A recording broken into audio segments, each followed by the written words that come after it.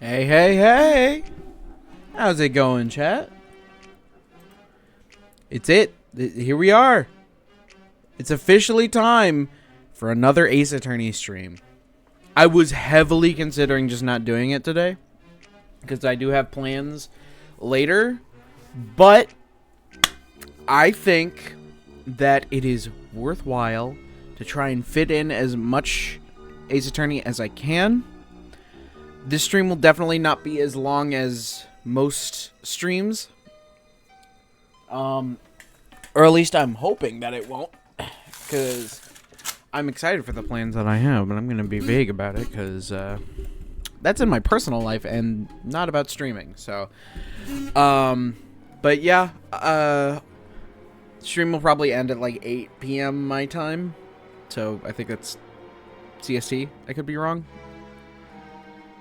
I think we're Central Standard, but I'm a stupid dumb idiot. If I wasn't a stupid dumb idiot, I wouldn't be playing video games for people on the internet. I would be doing actually important things.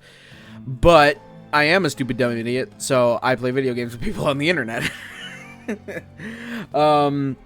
But yeah, we're gonna do some Ace Attorney, and then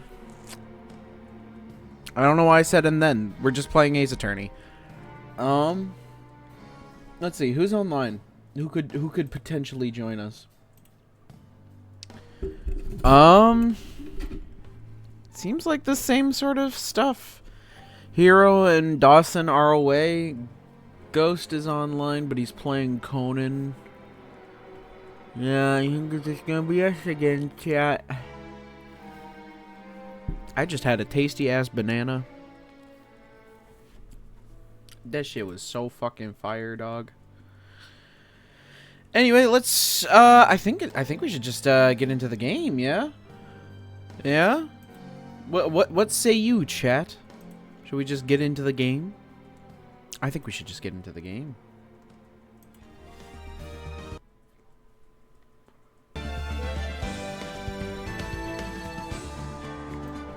There we go. Alright. Actually, I'm going to turn the game down a little bit. It's still just a little loud for me. You know? It's just a little loud.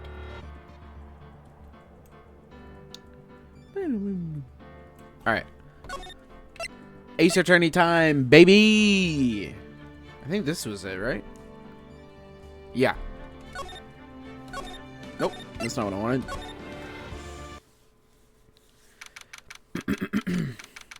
February 24th, 9:41 a.m. District Court, Defendant Lobby number 2.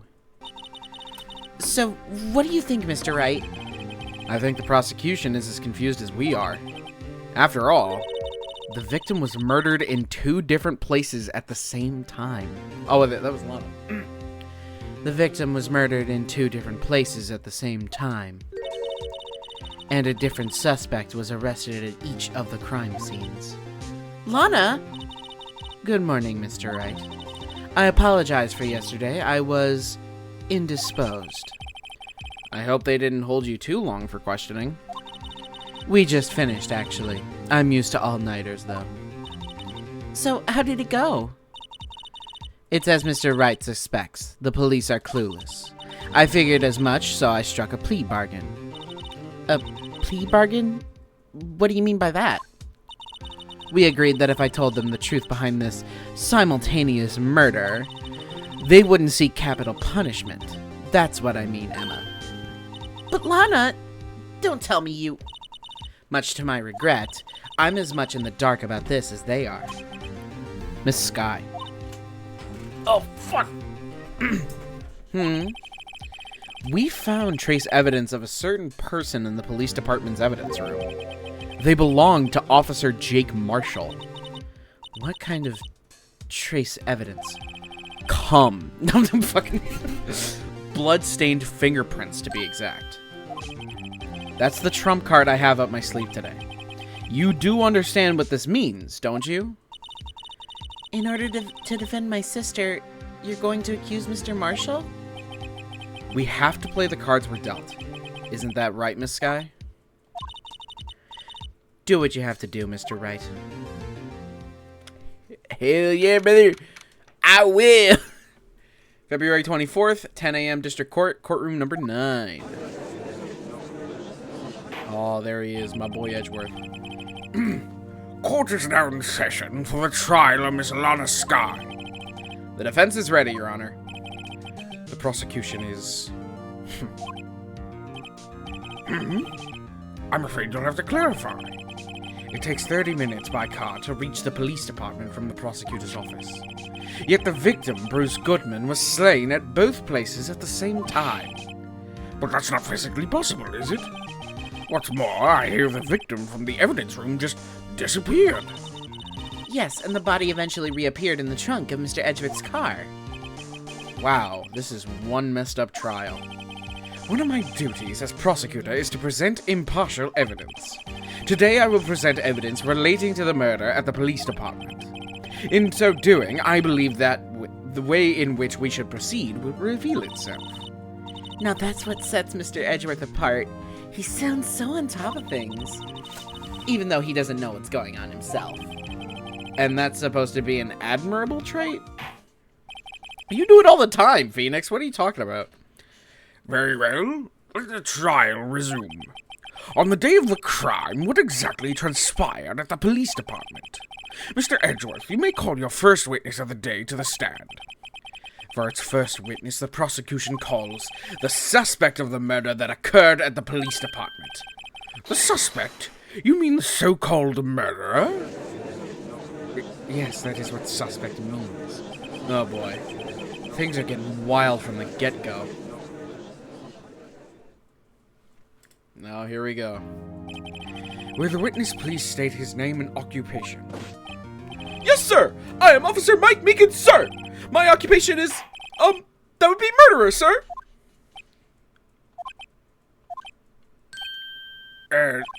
So you're telling us you're a professional killer? Sir, it was me, sir! I'm the one who did it! I'll never kill anyone again, sir! You've got to believe me, sir! Actually, what we'd like to... Sir, I am what you would call part of the younger generation, sir! A person whose actions adults can't possibly comprehend! Please, Mr. Edgeworth, sir, help me, sir! Officer Meekins. Yes, sir? Give us your report of the crime. Consider that an order. Yes, sir! As you wish! After all, I am part of a generation that must be told what to do, sir! You can't fault him for a lack of enthusiasm. Yes, I can. I don't like how enthusiastic he is to admit that he's a murderer. Although it's not my normal duty, I was assigned to guard the evidence room that day. I spotted a suspicious man on the security screen and rushed into the room. I was only doing what I was trained to do, sir. I was suddenly attacked. I fought for my life, and then I did it. After that, I passed out until another officer smacked me awake. So the victim, Detective Goodman, attacked you? Do unto others before they do unto you. That's the Meekins family motto, sir. I see. Then you fainted, and a colleague helped you regain consciousness. Yes, sir. He knocked me upside the head, sir. Very well. The defense may begin its cross-examination. What I need here is more info to work with. Okay. Well then, let's press this fucker. Mr. Meekins, you work in the General Affairs Department, do you not? Yes, sir! I'm in charge of hiring new recruits, sir! Yikes! Now there's a scary thought. Evidence transfer was taking place on the day of the crime, Which meant many officers were given special tasks not ordinarily performed. I was in charge of guarding the Blue Badger, sir! The Blue Badger? Yes, sir! The lovely police mascot created by the Chief of Detectives, sir! Oh, this fucking thing. I was to ensure it wasn't broken during the transferal process. I wish it was. That was my sole mission for the day, sir.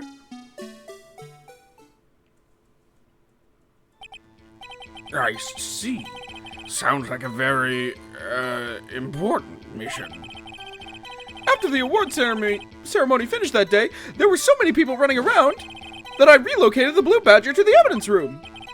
Oh, so that's why you went to the evidence room. Tell us, what did you see when you got there? Oh, excuse me. Hold it. In order to enter the evidence room, you need an ID card. Am I correct? Precisely, sir. I have one right here around my neck. So then your ID number should be listed on here, right?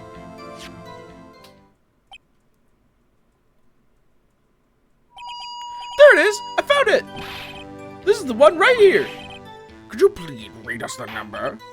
Yes, sir. It's 49895996. That's my number, sir. I see. Huh. But the number 49895996 is shown as being used twice. Please explain, witness. It's no real mystery, sir. The first time is when I relocated the Blue Badger to the evidence room. And the second time is when I went to go get him after everything settled down. I see. So it was during that second time when... Yes, sir. That was when I spotted the man on the security screen. ID card record. IDs of all who entered the evidence room on February 21st.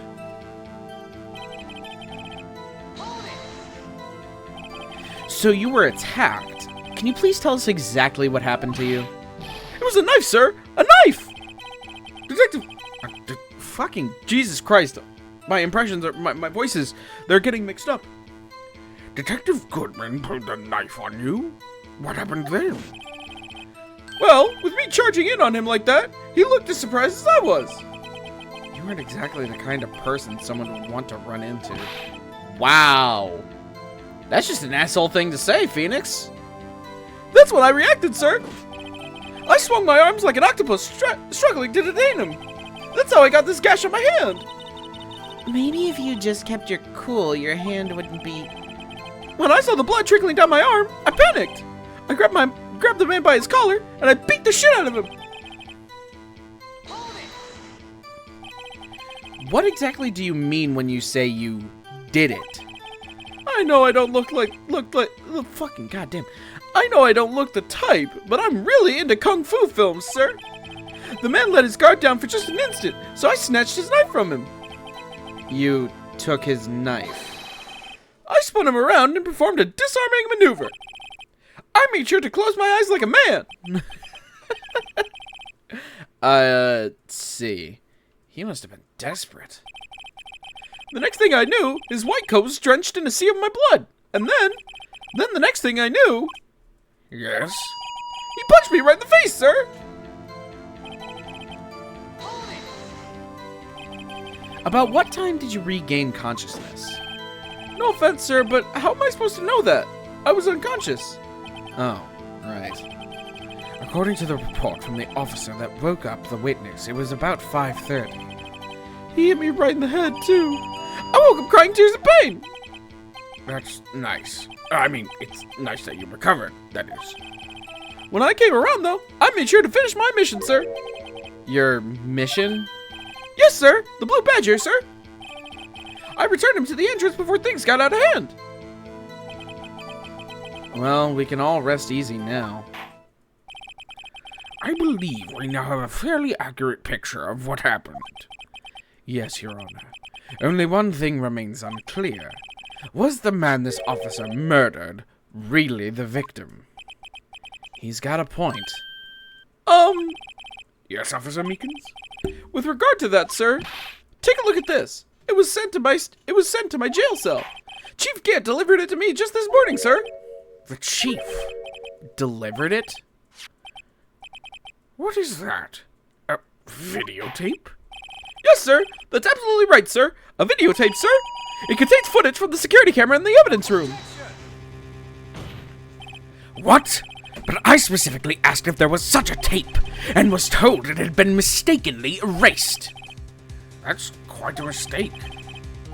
I just do what I'm told, sir. It's the only thing I'm really good at. Looks like communication with the police department is as good as ever. Well then, let's have a look. Show us the video of you murdering the victim. Oh, please stop using that word, murder, sir. It scares me. Well, that's what you did. Murderer. A video of a real murder. Just what are we getting ourselves into?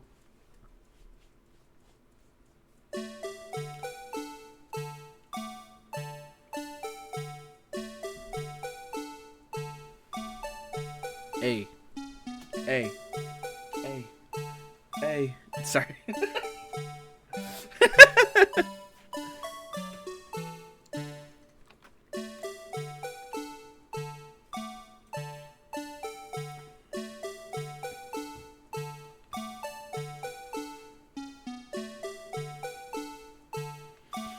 Oh, here comes Meekins.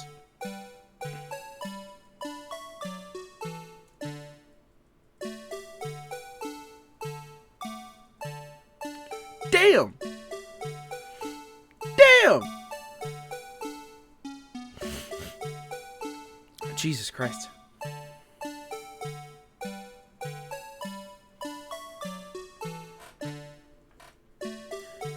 Holy shit.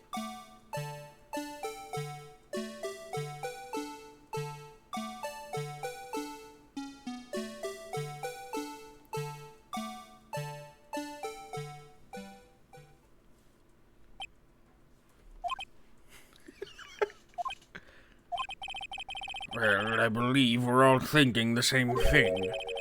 How can we deal with these unsettling feelings stirred within us? What the hell was that wriggling piece of plywood? Sir, that is the pride and joy of the entire Criminal Affairs Department, sir! It's the Blue Badger, sir! Why am I not surprised this isn't going smoothly? Security video. Video from the security camera placed in the evidence room. Yes, well, anyway. This tape seems to prove that the witness did indeed encounter, someone in the evidence room and some sort of, Your Honor, instead of relying on clearly incomplete footage, the witness's testimony will suffice. Is that all right with you, Officer Meekins? Yes, sir! As you wish, sir!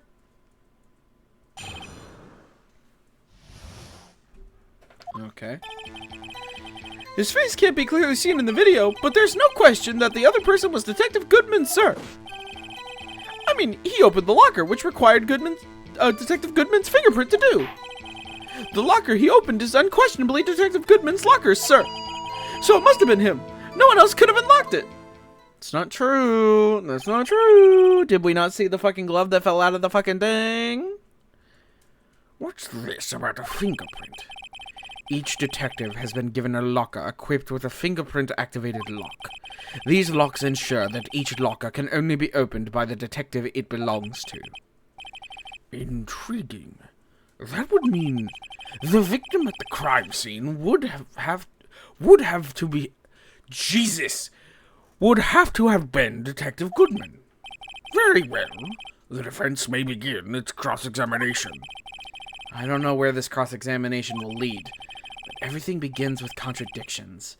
That's where I have to start.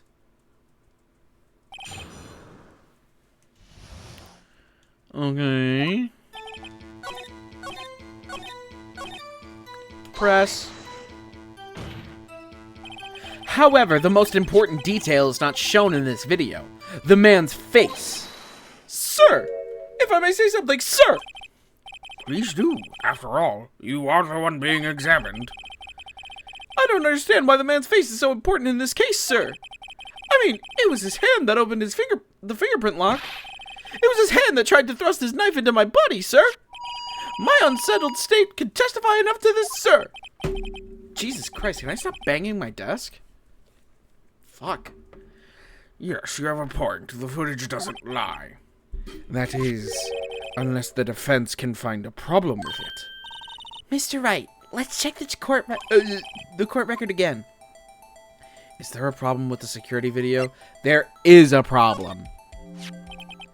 Regarding the video contained on this tape, there is one thing in particular that seems rather strange.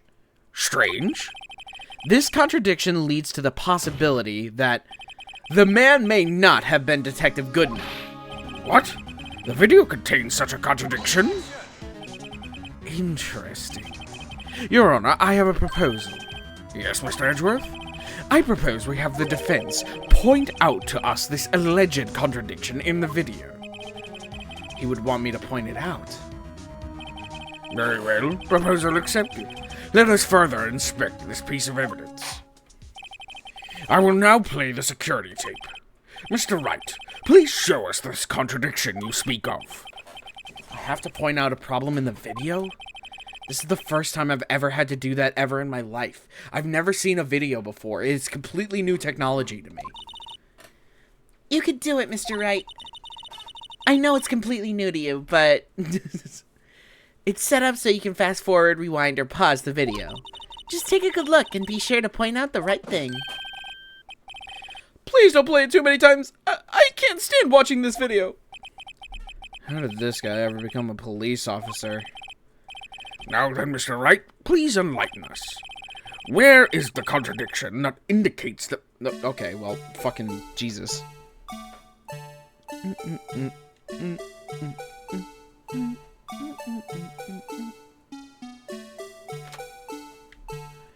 The light above Goodman's locker. The thing that's strange about this video has got to be this. Officer Meekins. Sir! Do you mean me, sir? As I understand it, the locker apparatus works like this.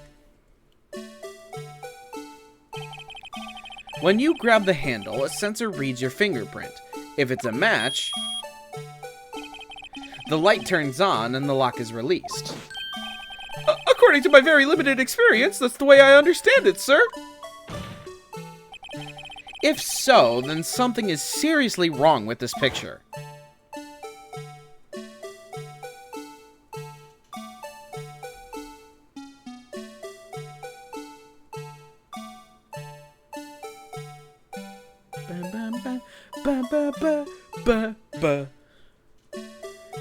I hope you guys like this fucking song, chat. This plays a lot during this section.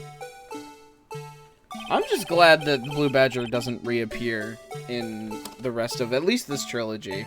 I haven't finished Apollo Justice, which is the next game, and then it's Ace Attorney Investigations, and then it's the modern games and the great Ace Attorney games. When the victim reaches for the handle to open the locker, let's rewind to a little earlier.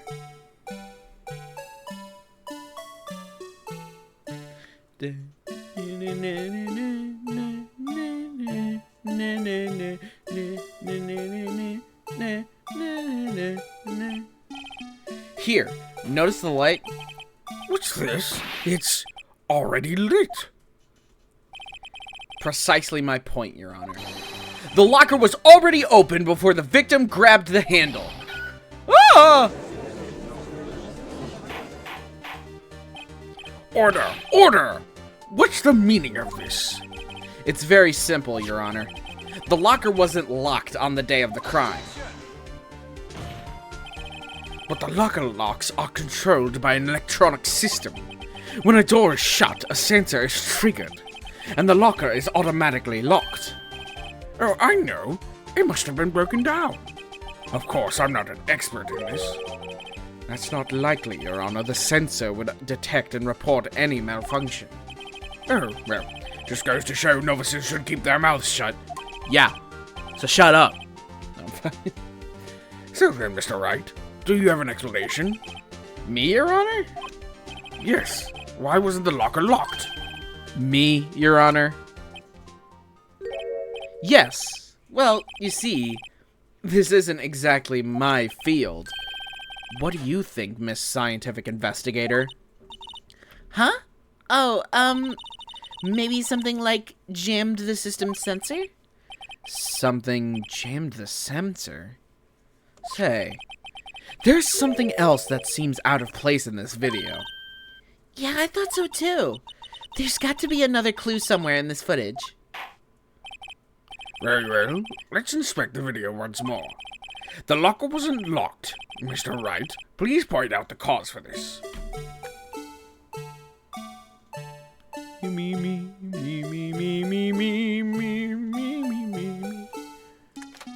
Oh, I just saw it. Nope. You fucker. Please watch closely. This is the continuation of the part that I showed earlier.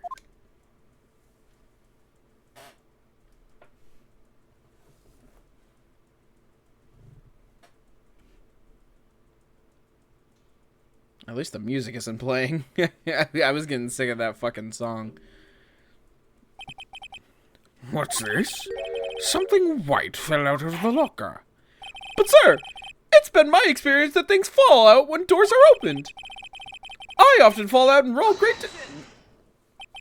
We can't be sure that that item was completely inside the locker to begin with. What do you mean? The sensor triggers the lock when the door is shut. What if something was inserted, say, between the sensor and the door? Inserted? I'm not making the joke. I'm not making the most obvious joke there. I'm just not. You know what else is inserted? Sorry.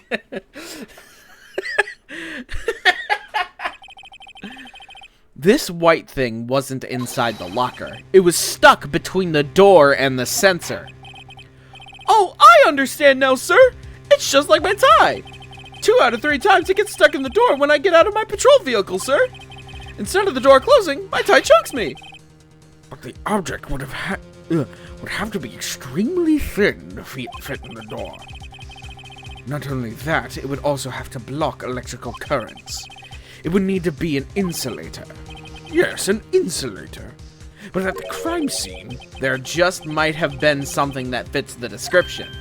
But, sir, by insulator, you don't mean... I think I finally got this figured out. very well. Will the defense please present the relevant evidence? What was the insulator that was stuck in the locker door? It was the rubber glove, sir. I found this near the locker. A thin rubber glove. But we can't be sure that it was in the victim's locker. It has a tag that says SL9 incident. The video seems to depict the victim opening the door. Don't mind me, I'm just readjusting my ass so I can sit more comfortably. But that isn't the case. The lit lamp attests to this. On the day of the crime, even I could have opened the locker. Is this not so, Officer Meekins? Sir, it would appear to be. I couldn't read that. Order, order, order.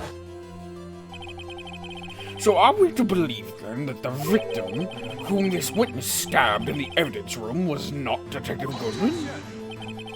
Do not be misled, Your Honor. What do you mean, Mr. Edgeworth? The defense has merely demonstrated that possibility and nothing more. The victim in this video was indeed Bruce Goodman.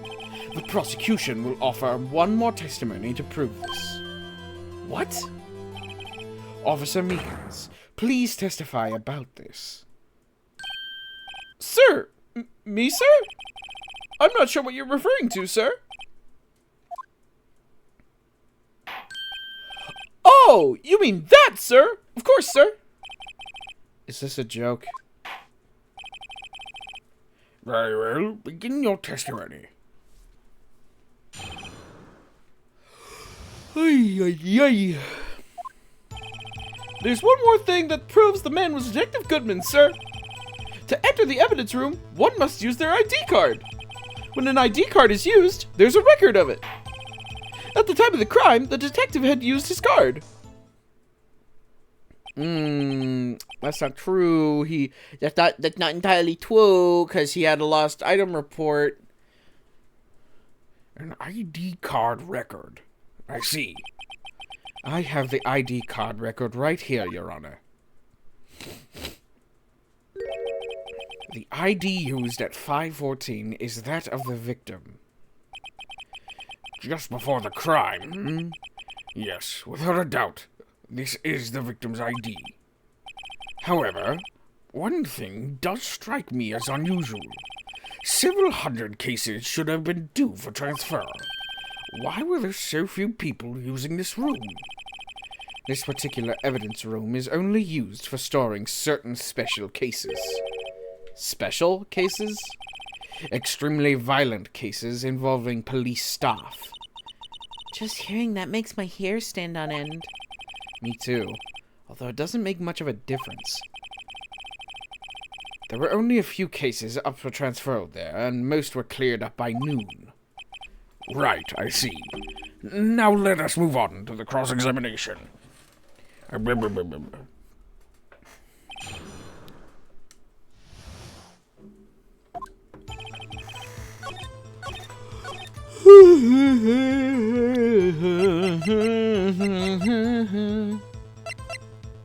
Where's the lost item report?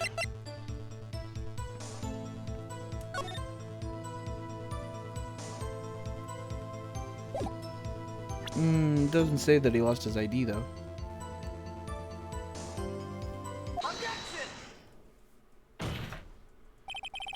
Wait one moment, Officer Meekins. I'm not good at waiting, sir. I have the victim's ID card right here. I found it at the scene of the crime. That makes sense. When I say crime scene, I'm not referring to the evidence room at the police department. I mean the other crime scene. The underground parking lot at the prosecutor's office. Your Honor, I have one more piece of evidence to present. It's a very important clue regarding the victim's ID card. A lost item report? It's only half completed. But it shows that Detective Goodman had lost something on the day of the crime. Something important enough to fill out this report. Let me guess. You believe this something to be his ID card, right? I can't say for sure, but there is a high probability. On the day of the crime, Detective Goodman was not carrying his ID card. Order, order. So, now, what does this all mean? It can only mean one thing. It doesn't even require much thought. The man Officer Meekins encountered in the evidence room was not Detective Goodman, but rather the man who stole his ID card. Order, order, order. Does the prosecution have a response? I have only one thing to say to the defense.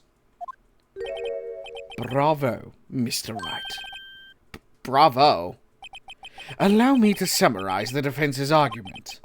At 5:15 on the day of the crime, the man in the evidence room Officer Meekins encountered was not Detective Goodman. There are two grounds to support this. First, the locker in the evidence room was already unlocked. Second, the victim... Pardon. Second, the victim lost his ID card. Am I correct so far, Mr. Wright? Yes. What's he up to? Honestly, the fact that you can't see it, Phoenix, you're a little stupid. You're a little dummy. You're a little big old dummy head for not seeing where this is going. That being the case, we must inevitably arrive at a single conclusion. If the victim in this video is a fake, then the murder in the evidence room is also fake. In other words, the security camera does not show the instant of the murder. That is... well, I guess that's right. Is something wrong, Mr. Wright? Only moments ago you seemed content to be pointing your finger around. This isn't going to end well. Well, well. It seems you finally realized exactly what you've gone to such lengths to prove. Explain yourself, Mr. Edgeworth. The defense has already done the explaining for me. The victim in this video is a fake, which means a murder did not take place at the police department at 5:15 on the day of the crime. So the real crime could only take place at one location, the underground parking lot, at the prosecutor's office, the murderer being Miss Lana Skye, the defendant. The evidence is compelling. A trustworthy witness observed the moment the defendant used the murder weapon.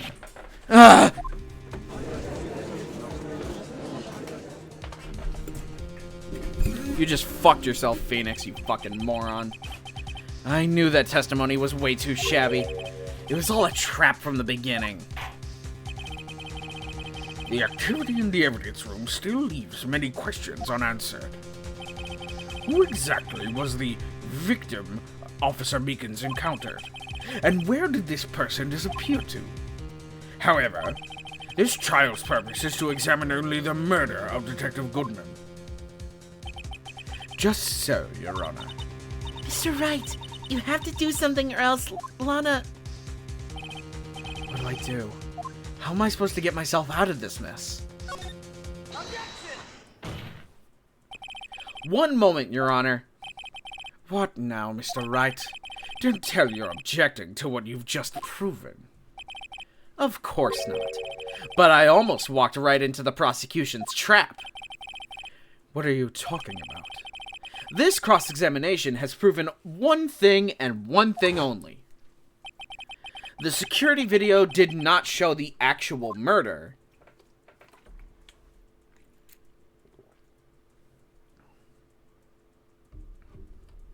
Okay. And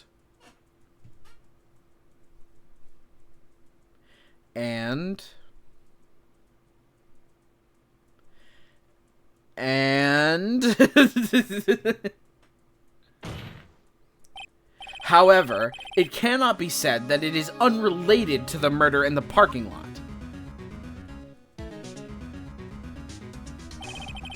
Specifically, large amounts of blood traces were found in the evidence room.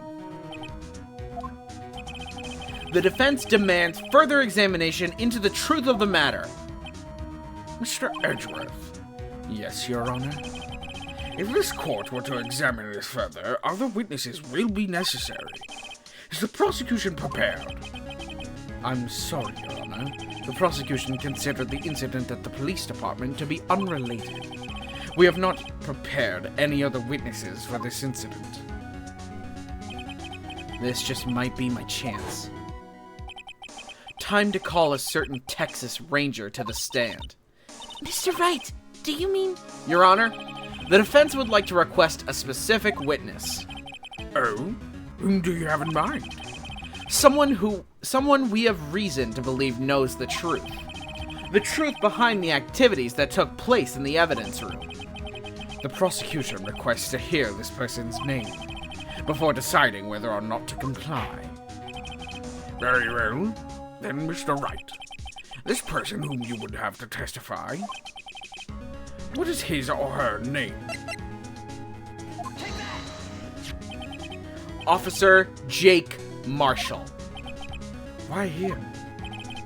I can't let Edgeworth know everything just yet. He is in charge of the evidence room. I feel we should hear what he has to say. The prosecution agrees to the defense's request. Since he was responsible for guarding the room, we should hear his testimony. Fortunately, he works in the police department. We shouldn't need longer than 20 minutes to prepare. Very well. The court will take a 30-minute recess while the witness is subpoenaed. Will the prosecution please prepare the witness during this time? We will, Your Honor. Court is now in recess.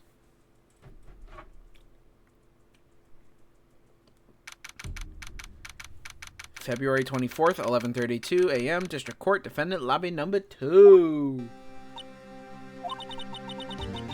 There's no stopping you, is there, Mr. Wright? Huh? What do you mean? You called for Jake Marshall. It seems you figured everything out. I haven't figured anything out. Lana, you're the one who knows everything. Emma, you always know everything. Why don't you just tell us? Mr. Wright is trying his hardest to protect you. I don't recall ever asking for his protection. How can you be so cold? Don't you trust us? Don't you trust me? Hope I'm not interrupting anything, pals. Oh, yes I am. I'll come back later. Wait, Detective Gumshoe, what is it? You got a lot of nerve, pal, making a detective run around while on duty. And to top it off, you call me here. I've seen happier people at funerals. Sorry, Detective. You better be, pal. Hey! I didn't see you there, Chief Prosecutor Sky. That's okay. So, have you brought what I asked? Oh. You mean this, right? My apologies, Detective. Due to my present circumstances, I was forced to use Mr. Wright's name when making my request. My name? Never in a million years would I have thought it was you who asked me. Could I bother you to bring me the SL9 incident files? I'll need them by noon. Talk about crazy. The SL9 incident? But Lana, that's... I thought Mr. Wright might need them, so I had them brought here. Here, you might do well to read them. I can't believe you. You, the chief prosecutor, were a witness in that case. Miss Sky was a witness? SL9 incident. Files for the Joe Dark killings. Solved 2 years ago. Take it from me. You don't want anything to do with serial murders. Oh, what? Now that I brought you your stuff, you're just gonna ignore me? Emma? But why? Why is your name in here? What? My name's in there? I don't know. Unless... No, it couldn't be. Lana, the SL9 incident, is that... That's the classification number the police filed it under.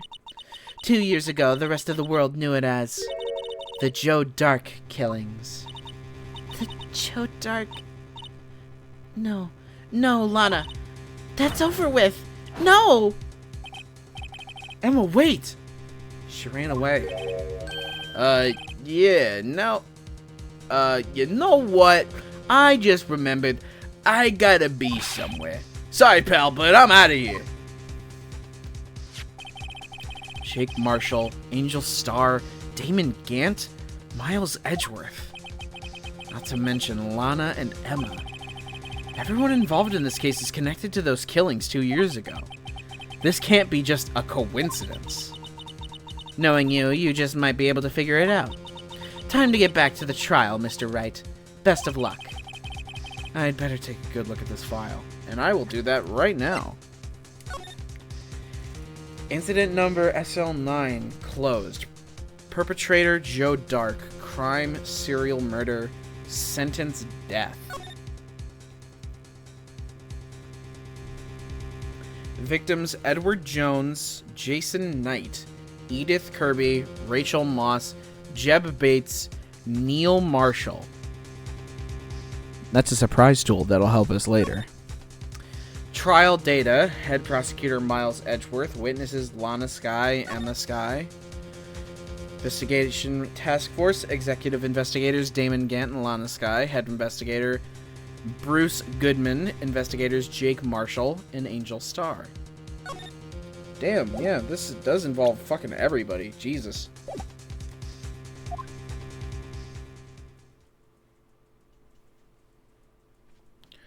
To be continued. Save. Alright, chat. I'm going to take a 10-minute break because my throat is already starting to hurt. So I will be right back.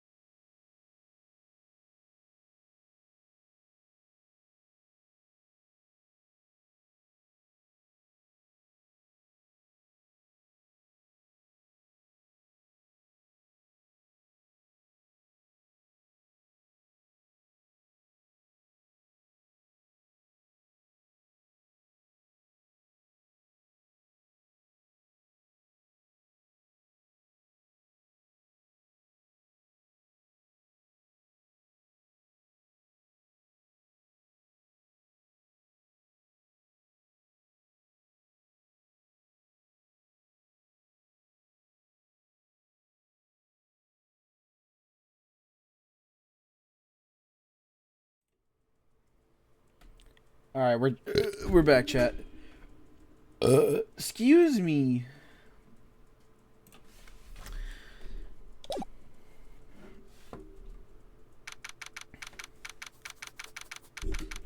February 24th, 12:14 p.m., District Court, courtroom number 9.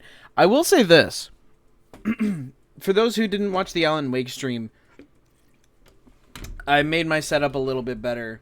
So, I have my game going through my main monitor right here, which is where my webcam sits. That way I'm not looking like that when I play games on console, because usually I would play them on my TV, like all the way up there. Which I don't know if that was a good example on showing you the location of my TV in my room. But for some reason, maybe it's just because I'm closer to the screen and I can see it better, but like the game looks better on my monitor than it does on my TV, because I'm playing this on the Switch. Keep that in mind. Keep that in mind, ladies and gentlemen. I'm playing this on the Switch. It looks better on my monitor than it does on the TV. Like, I can't tell if that's because I'm closer to the screen or not, but Jesus. The court will now reconvene for the trial of Miss Lana Skye. Emma didn't come back. Allow me to call the next witness to the stand.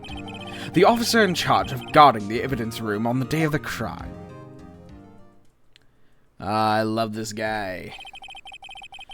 Witness, please state your name and occupation. Me, partner? Oh, I'm just a man, same as you, wandering the trails of civilization. Occasionally helping the elderly cross intersections when needed. Yes, we get it. Oh, I know you're a patrolman. As for my name, if you listen hard enough, you can hear the howling wind calling it out.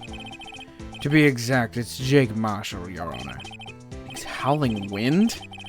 I've never heard Edgeworth described... Wait. I've never heard Edgeworth described that way before. Now, Mr. Marshall, let me ask you something. You were in charge of guarding the evidence room on the day the crime took place. Is this correct? According to the papers, partner. What do you mean? A desperado's soul is as boundless as the desert sands. No paper can sum it up. Maybe it's best we get on with this quickly. Please share with us your testimony of the day of the crime. In plain old... Oh! Oh my god.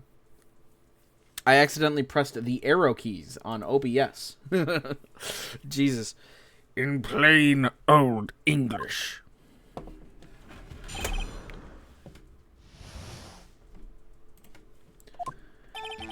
My job was to keep a wary eye on that bone orchard. Sorry. I can't read because I'm stupid and dumb. They said I was supposed to make rounds 3 times a day, but that ain't my style. Besides, the room's protected by 2 security systems anyway.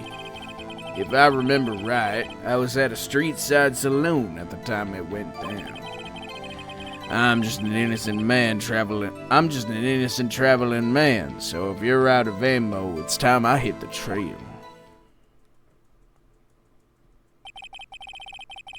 I can't say I particularly care for your attitude. I can't say I care for your beard, but you don't hear me complaining. Wait a minute. What do you mean by 2 security systems? I mean the security cameras and the ID card reader. I reckon even a cowpoke like you knows about those. Yes, well, what about the fingerprint-activated locks on the evidence lockers? Fingerprinted activated locks? What kind of newfangled doohickeys are those? He's not being very helpful.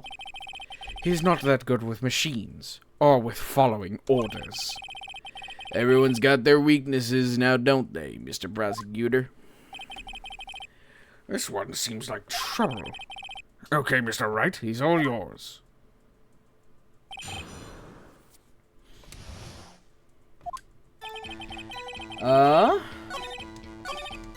Boom, boom, boom, boom, boom, boom, boom. Present Marshall's fingerprints. Officer Marshall, doesn't it strike you as odd? Oh, Dawson's online. Dawson! Dawson, you fuck! You fucking fuck! Get in here!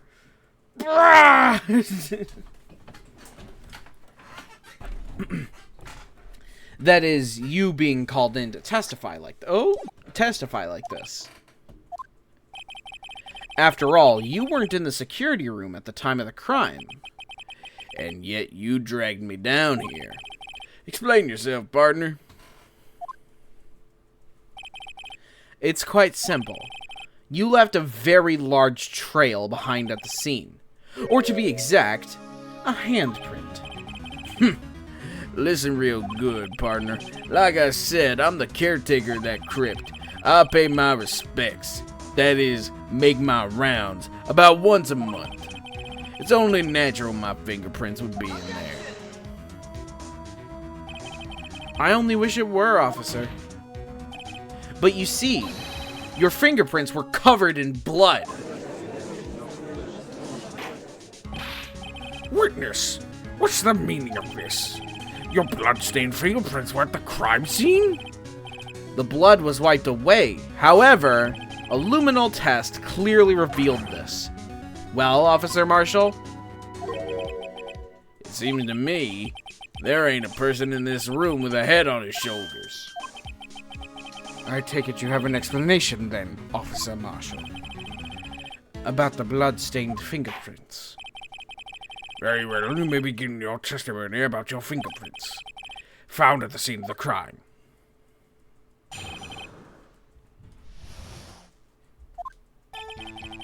Like I said, it's only natural for my fingerprints to be in the evidence room. One of them just happened to be at the same place as the blood-stained handprint. The murderer touched the locker where my fingerprint was by chance. The blood stain and the fingerprint are completely unrelated. Or didn't you know the murderer was wearing gloves? See, I had nothing to do with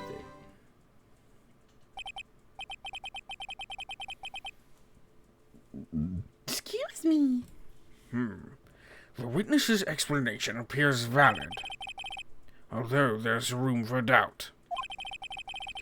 Life wouldn't be fun without any doubt, partner.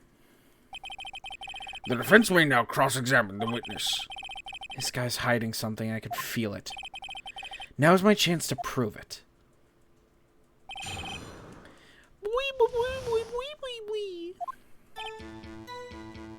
Press.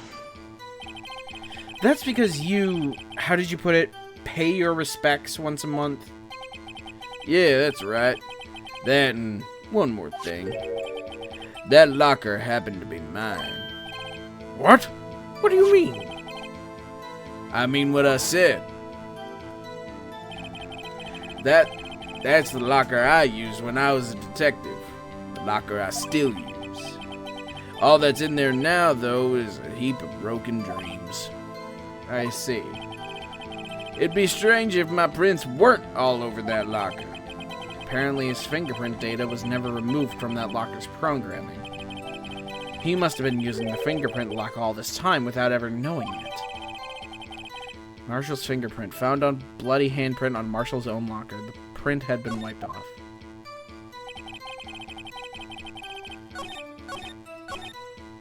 Press.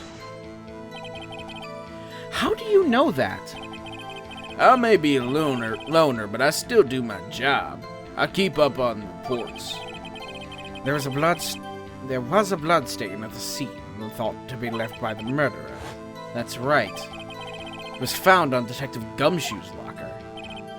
However, no fingerprints were detected on that handprint. Oh yeah, I think we tried that too. So that would mean the murderer, wearing gloves, happened to place their hand on top of Officer Marshall's fingerprints. That's the only logical conclusion.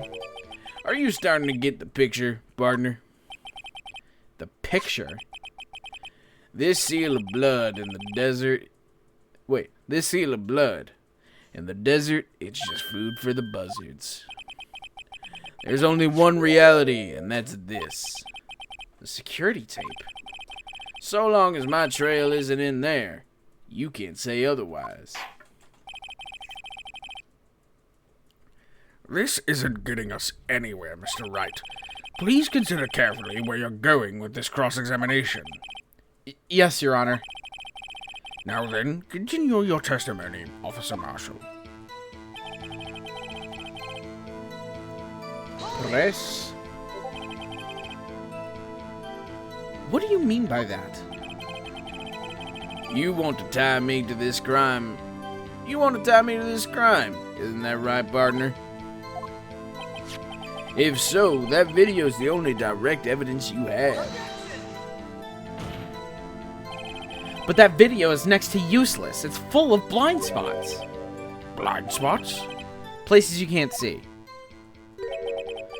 The camera's panning back and forth. The floor isn't shown. If someone was familiar with the camera's position, they could leave the room without being caught on tape.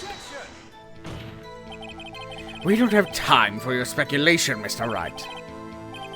Well, Mr. Wright, if you could show us evidence in this video that indicates Officer Marshall was present, please do so now. Very well. Allow me to point out your mistake, Officer Marshall. Tread carefully, Mr. Wright, or you might wind up being the one making the mistake. Jesus Christ. Now then, let's have another look at the video. Show us this incriminating evidence of the witness, Officer Jake Marshall.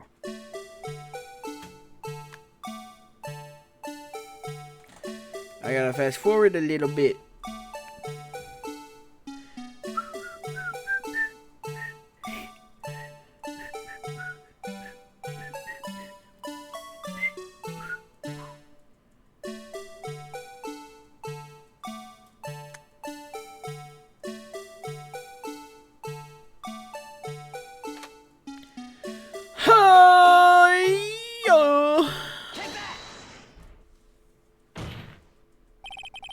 Bringing our attention back to the security camera is a mistake I'm afraid you'll soon not forget, Officer Marshall.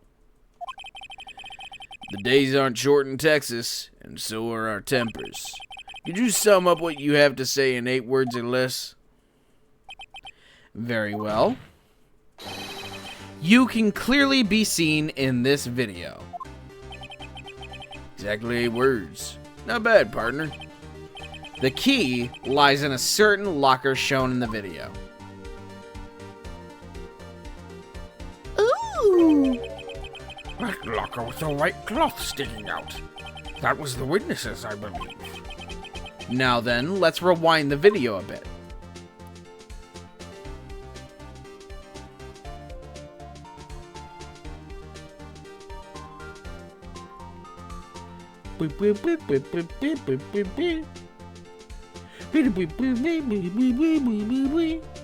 What? Oh, the white cloth. It's gone. What's the meaning of this, Officer Marshall? When the crime took place, the white cloth wasn't there. Then it suddenly appeared. There's only one explanation. Officer Marshall, you were in the evidence room at the time of the crime. What's more, you opened your locker when the camera was turned away. Order, order! Hold your horses. Sorry, partner, but you got the wrong man. So what if my locker was open? That doesn't mean I'm the one who opened it. The murderer needed to hide something, so he opened the locker and stuck it in. It's not my fault he happened to choose mine. Why is everyone staring at me like I'm a wanted man? This guy isn't just playing dumb. He really doesn't know. I hate to rain on your parade, but you're the only person who can open that particular locker. Oh yeah? I'll call your bluff. You say I opened that locker. Now prove it.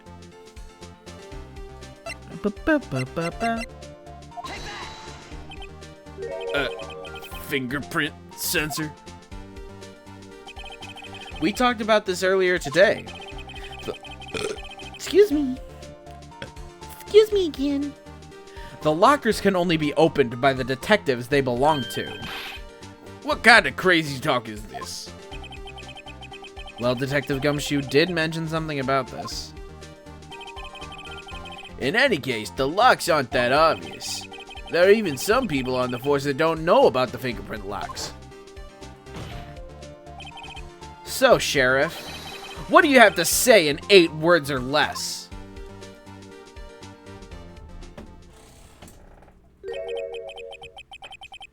I only got one word for you, partner.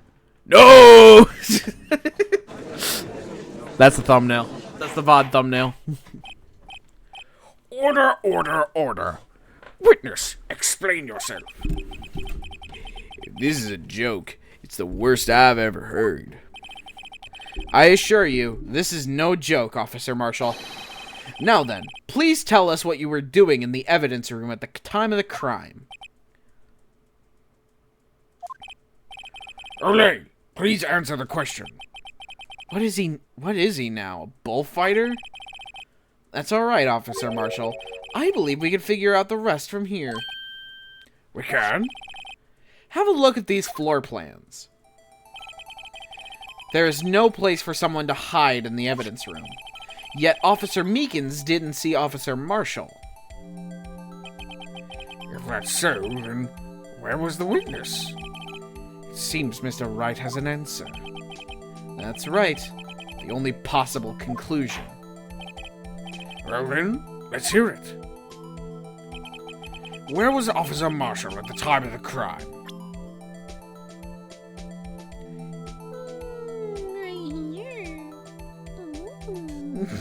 Sorry. Officer Marshall was standing right here. There? But that's where the victim, Detective Goodman, was. Correct. Unless the man wasn't Detective Goodman. I believe the victim in this video is Officer Marshall. It was you dressed up like Detective Goodman. But that's preposterous. Officer Meekins witnessed the detective at the crime scene. Once he saw the man's face, he'd know for sure. May I point out, though, that Officer Meekins did not know Detective Goodman? He only testified about the man's reaction when confronted. When I entered the evidence room, I asked him to show his ID card, sir. Yes, and how did Detective Goodman respond? He suddenly pulled the knife on me. Something about the officer's story puzzled me. If the man had had his ID card, why didn't he just show it? Yes, he would have needed it to enter the evidence room, so he must have been carrying it. The answer is simple. He couldn't show it. As you can see, Detective Goodman's picture is on his ID card. Oh, I get it. If he showed that, his cover would have been blown.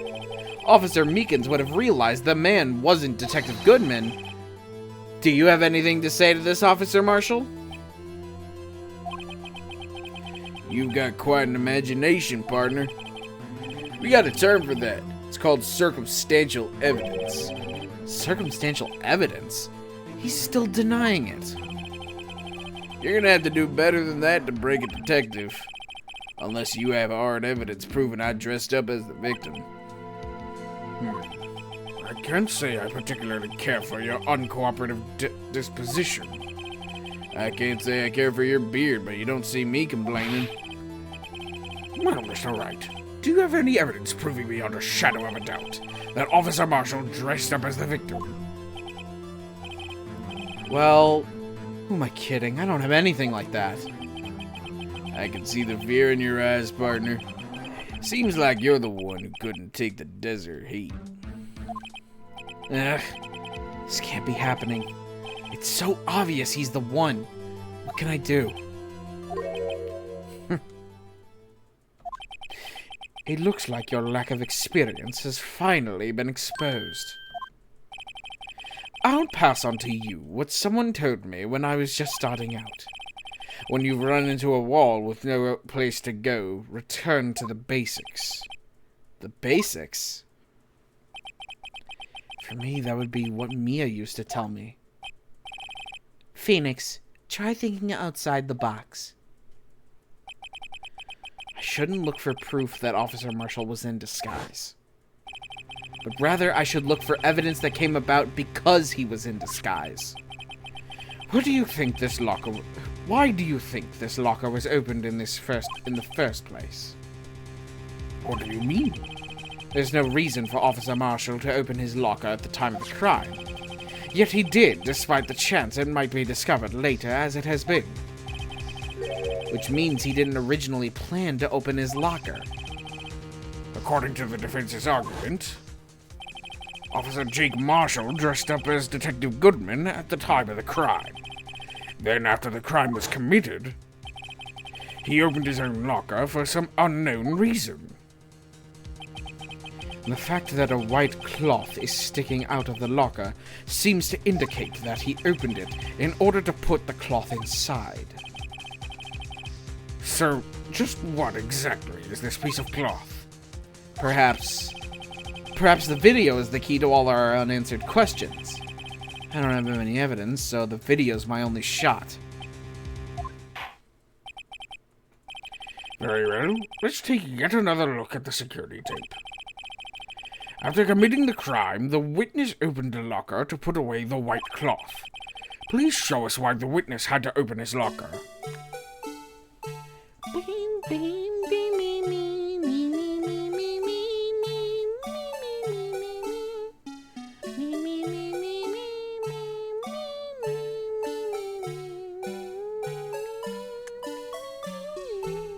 Wait. Rewind. Blood?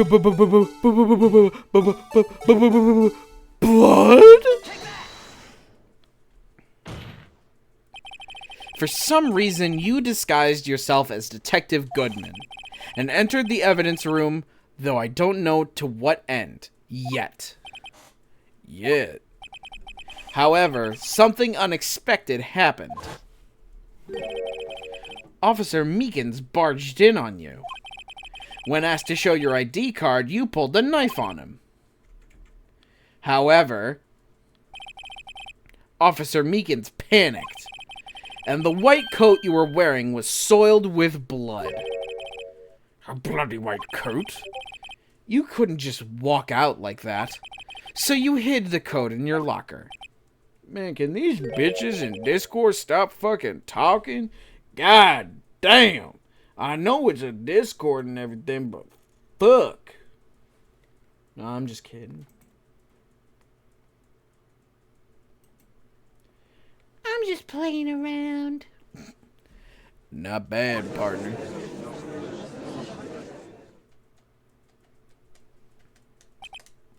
Now then, Officer Marshall, are you ready to tell us the truth? Looks like I underestimated y'all. I hope you're happy now, Mr. Edgeworth. 2 years ago, if you were only half as persistent then as you are today, we all wouldn't have to be here now would we? Officer Marshall, tell the court what you did. All of it. I murdered a man. Alright. Fuck. Seems the time has come.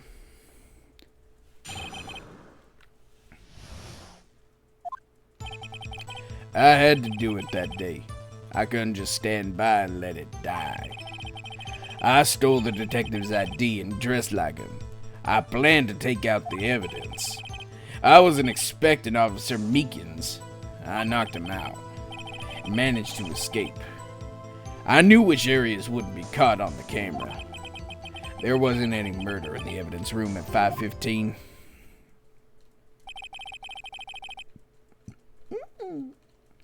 So the supposed victim was really you. But there's one thing I still don't understand. Jesus. Traces of a large quantity of blood were found on the floor of the evidence room. If no one was murdered, then how could that be? Officer Meekins managed to cut his own hand. 'Cause he's a fucking idiot. My guess is he's the donor. It was way too much blood for such a small donation. Let's start pressing this bitch. When you say it, you mean... Do you even have to ask, partner? SL9 incident. 2 years have passed since the case was closed. It was going to completely end with the transferal that day. Not if I have anything to do with it. That incident's not over. But what did you hope to accomplish by sneaking into the evidence room? When a case is closed, only that case's lead detective can look through the evidence. I wanted to have a look at it myself one more time, no matter what the cost. I don't care what anyone says, partner. That case is mine. But Officer Marshall wasn't in charge of that investigation. Why does he care so much about it? That day was my last chance. That's why I... Chris. Why did you disguise yourself as Detective Goodman? If I didn't make it look like Goodman was carrying out the evidence transferal, I'd be arrested for stealing evidence, which wouldn't get me anywhere. So you did it to fool the security camera. And the detective's ID card? I stole that the morning of the incident. So that really was why Goodman started filing out the lost item report. I returned his ID card. I left it on the floor in the prosecutor's office parking lot. The ID card I found was left there by Officer Marshall. So essentially, you managed to succeed despite your lack of foresight. What do you mean, partner? I mean the fingerprint-activated lock, of course. No matter how well you disguise yourself, you can't change your fingerprints. Under normal circumstances, you wouldn't have been able to open that lock yourself. But he could because a rubber glove just happened to get stuck in the door. That means Detective Goodman must have opened the locker before Officer Marshall.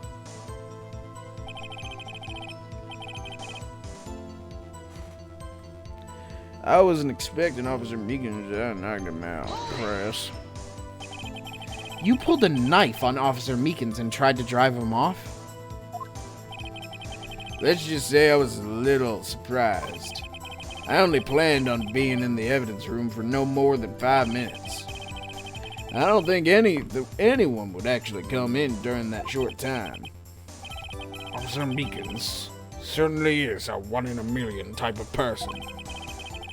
Mistaking a detective for an intruder and demanding to be shown his ID.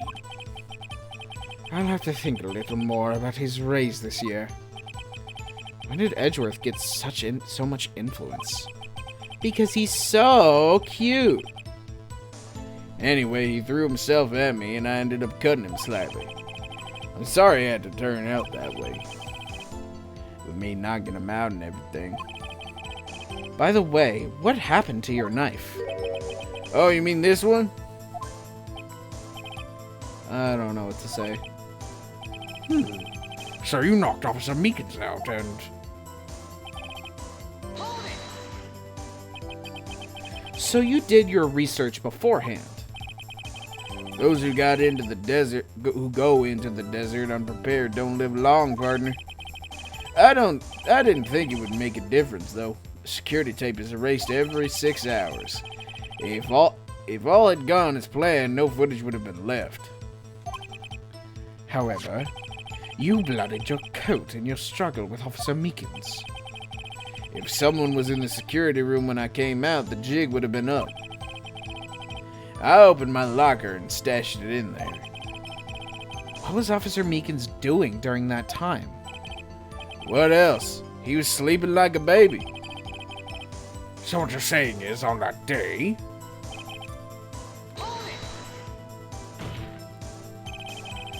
But the blood found at the scene certainly indicates a crime took place. What, are you blind? The victim shown on the tape is me, and I'm not dead yet, partner. So you stole the evidence from the locker? Actually, no I didn't. Why not? When I opened the locker, the evidence was already gone. What? Mr. Edgeworth, where is that evidence? It's still missing, Your Honor. Detective Goodman's locker was already empty. Someone else stole the evidence. Officer Marshall, may I ask you one thing? Fire away, partner. It's a free country. Just remember, I'm also free to decide whether or not to answer. Why did you do this? Stealing a detective's ID, injuring a police officer. This is no small offense. Moreover, you're an officer yourself. This will have serious consequences. It can't just be forgiven with a simple cut in salary. Not that salary cuts are even. Whoa! Not that salary cuts are ever a valid solution. Like I said, this isn't your case. This one is mine. And I'll do anything it takes to get an answer I'm satisfied with. The witness had an unusual amount of zeal. Let's hear more. Or has. I can't just forget the SL9 incident. You know why?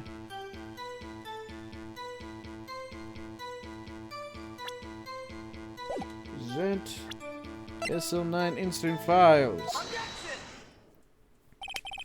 Officer Marshall, I think I understand. I think I know why you care so much about the SL9 incident.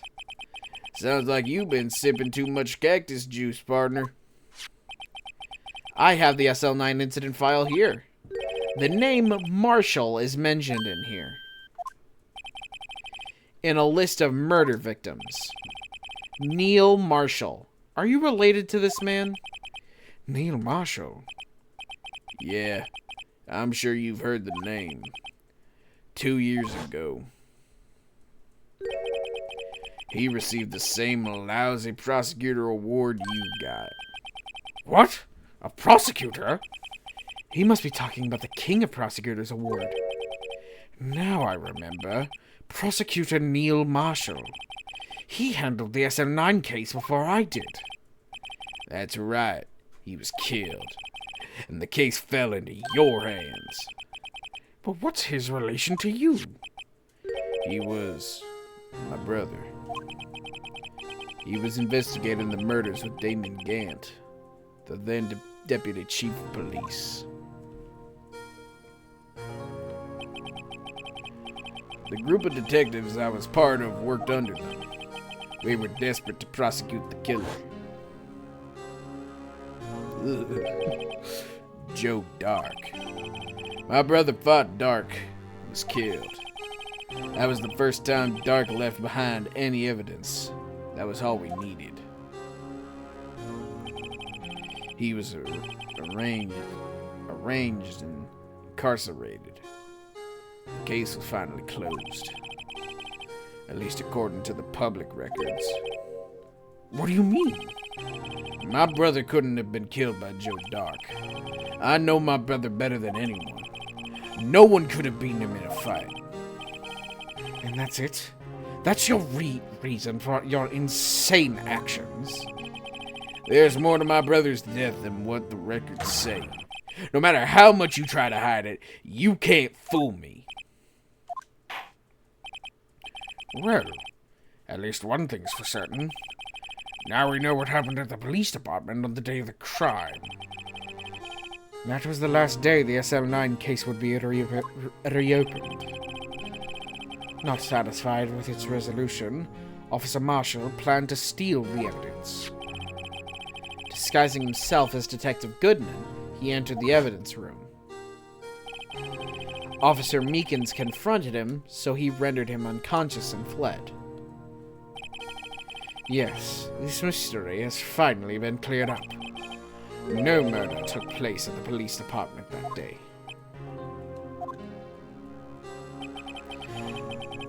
The things that happened by chance never cease to amaze. at exactly the same time as the murder at the prosecutor's office. This fake murder was going on at the police department. Chance? It's got to be more than just that. So if no one was murdered at the police department on the day of the crime, that means the murder in the prosecutor's office parking lot was the real one. Which in turn means only one person could have committed the crime. Chief Prosecutor Lana Sky.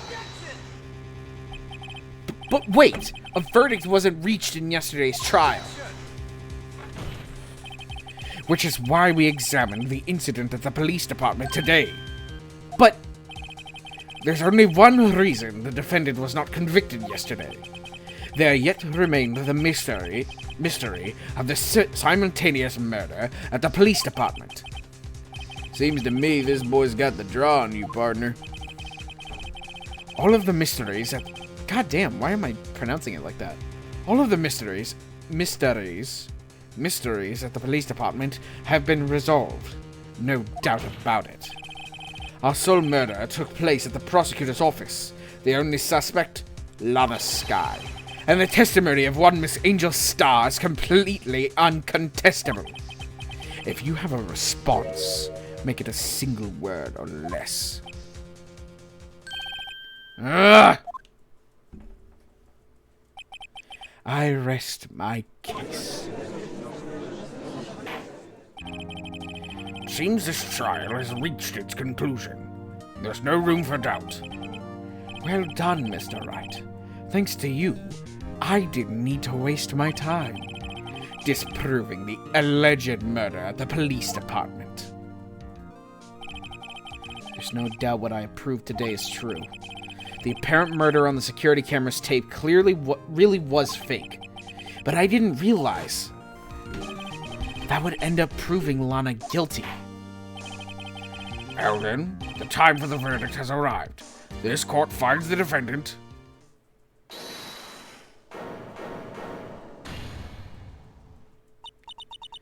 Your Honor, wait! Emma? The defense has an objection. A scientific objection! Right? What do you mean, right?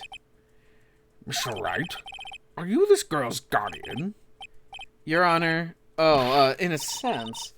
Please, Your Honor, all I'm asking is for a minute of your time. Please hear me out. Mr. Edgeworth, please. I don't want to leave any loose ends. You want a minute? I'll give you 3. What is such a good guy? Oh, how's it going, Paper Mario? Why are we playing Phoenix Wright? Because Phoenix Wright is fucking awesome. That's why. I was kind of in shock. I mean, finding out the SL9 incident referred to the Joe Dark killings. Now that she mentions it, the names of both Sky Sisters were in that file. But that's when I figured it out. I mean, what Officer Marshall was trying to do that day. Do you want to be a lawyer? In the Ace Attorney universe, not in real life. So I knew this fingerprint had nothing to do with the crime. That left only one thing. The other handprint. You mean the traces of blood found on Detective Gumshoe's locker? But no fingerprints were found on it. No fingerprints were found on it, right? No, but I figured if I examined it scientifically, I'd be sure to find a clue. So I ran over there and looked at it again. So, did you find something? No. Huh? Sorry, I guess I'm not much of a scientific investigator after all. Is that all? Please don't be mad. I'm just a high school student. And I'm just an attorney. But Mr. Wright, those traces of blood are the only clue we have. If we can't find something wrong with them... Please, Mr. Wright, you're a professional. If anyone can save Lana, it's you. Me? Oh boy. Time's up. Now then, Mr. Wright, with regard to the incident at the police department, does any reasonable doubt remain?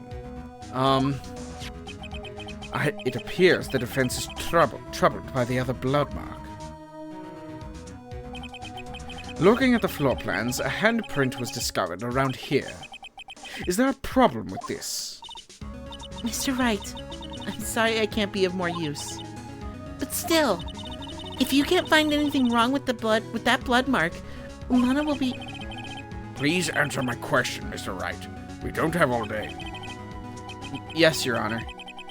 If ever I've needed to concentrate, it's now. What could be wrong with that handprint on Detective Gumshoe's locker?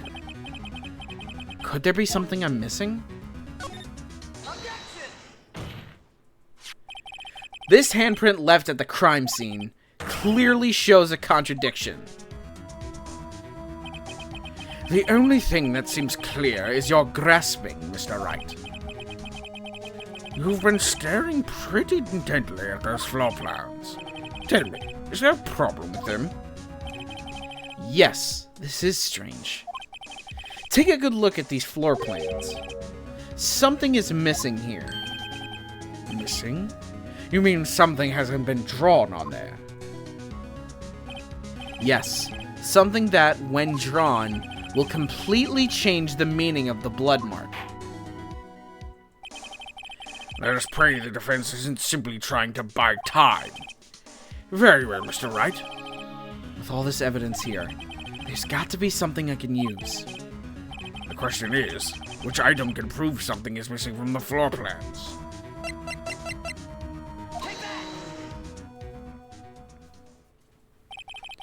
What about that piece of plywood? The Blue Badger, mascot of the police force. Defender of truth, guardian of proof. Explain yourself, Mr. Wright. Please look at the floor plans of the crime scene. The Blue Badger is not here. So? So watch what happens when we put him in. This is where he was dancing at the time of the crime. Ooh. Well, what? That's right. So long as the Blue Badger is dancing here, it would be impossible to place a handprint at this spot on the locker. What?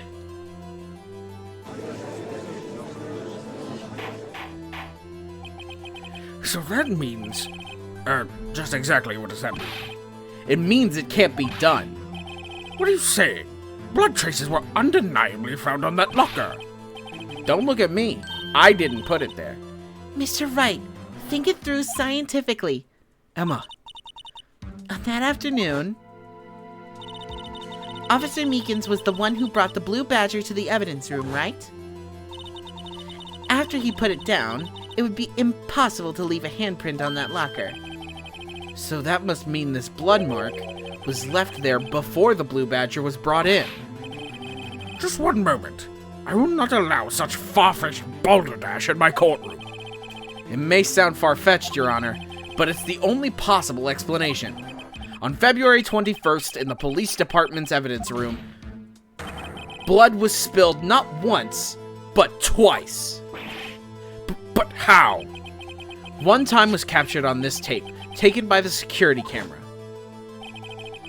Officer Meekins cut his hand, from which a trivial amount of blood fell.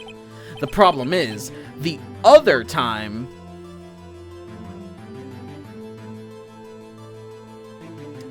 Yeah. Someone bled prior to the struggle shown on this tape. It had to have been. Detective Goodman when he was really murdered. That's ridiculous. I refuse to accept your absurd claim. The murder portrayed in the security tape has been proven to be fake. However, that does not explain the blood mark found on the locker.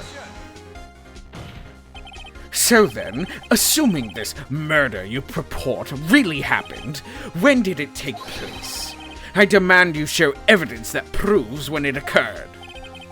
When did the first incident occur?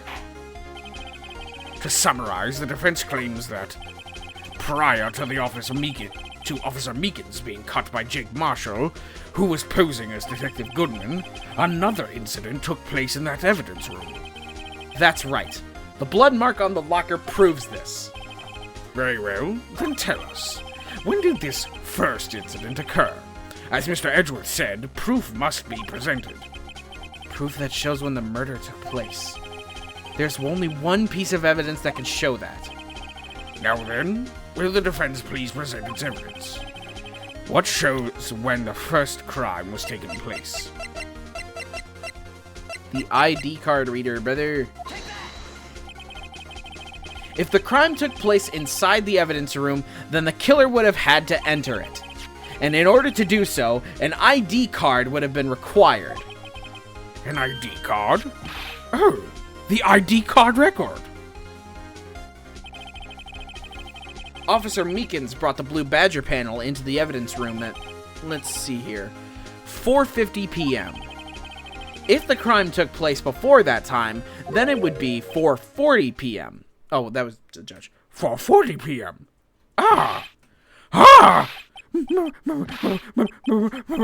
Miles Edgeworth, just what have you done? I never would have figured you had the nerve, boy. Drop the act, witness. It doesn't take a lot of thought to figure out it couldn't have been me. Nope, I ain't getting it. I'm afraid I don't understand either. It's clear from the luminal test that... It's clear from the luminal test that blood was there. However, when the second crime took place, both Officer Meekins and Officer Marshall failed to notice the blood. That means the blood from the first crime was wiped away by the real murderer. I would have had just 10 minutes to murder the victim, carry his body away, and clean up the blood. Unfortunately, that's physically impossible. That would mean the crime must have taken place before Mr. Edgeworth entered the evidence room. Let's look at the chart again. There's only one other card number remaining. 777777. Talk about a lucky number. But wait, that doesn't make sense. How could Detective Goodman have entered the evidence room? Since there's no record of his card being used beforehand, he must have entered along with the real murderer. That's the only plausible explanation. He went in with 77777777. Mr. Edgeworth, please look into this ASAP. Find out whose ID number is 77777777. That's 1 7 too many, Your Honor. Unfortunately, I'm unable to look up the owner of that ID card. At least at present. What? Explain yourself, son. The ID card 77777777 belongs to someone with a rank of captain or higher.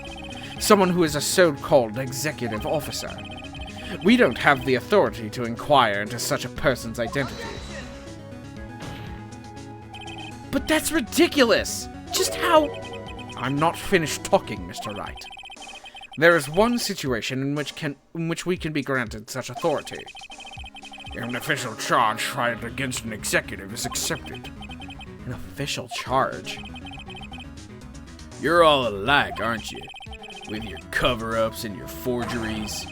That's how the prosecutor's office operates.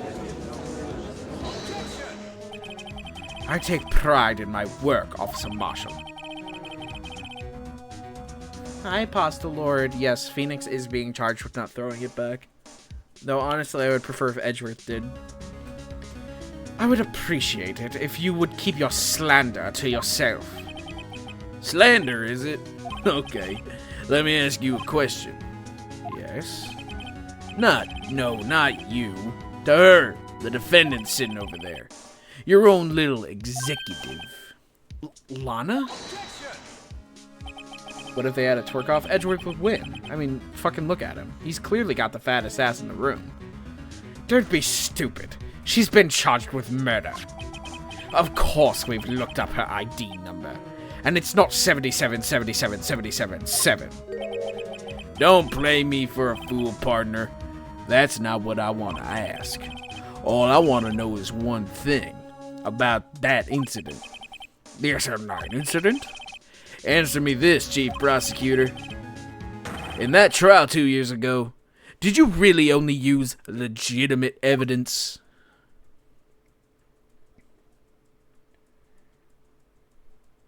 We're gonna smash or pass Paper Mario or Olivia? Paper Mario.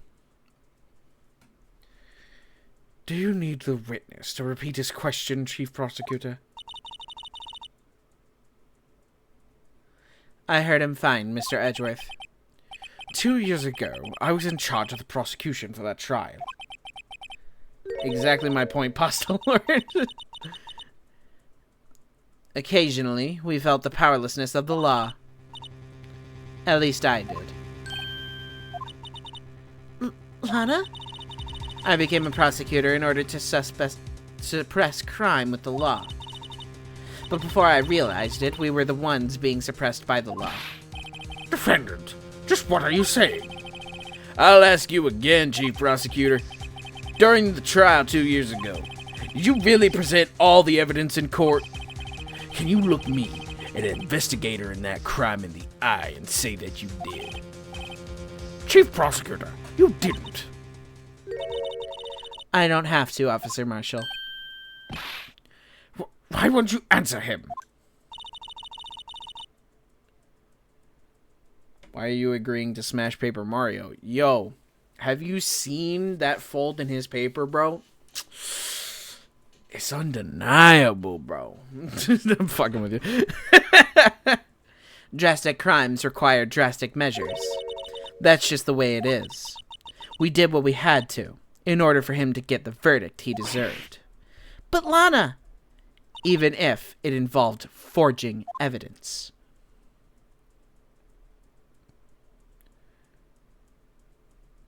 Bro can fold into a boat in a tube. Exactly my point. He can fold into anything.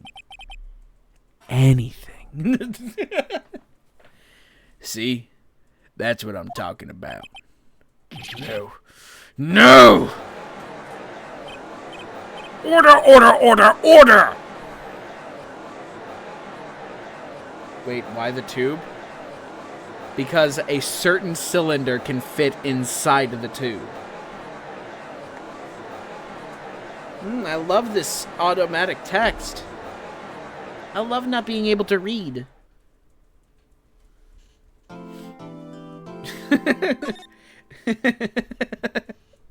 That just reminds me of fucking that one guy on Reddit. There is a certain cylinder stuck inside a tube that I need to get it out. Well, why don't you just cut the tube? It is imperative that the cylinder inside the tube remains intact. Did you stick your dick in an M&M tube? No, it's a cylinder.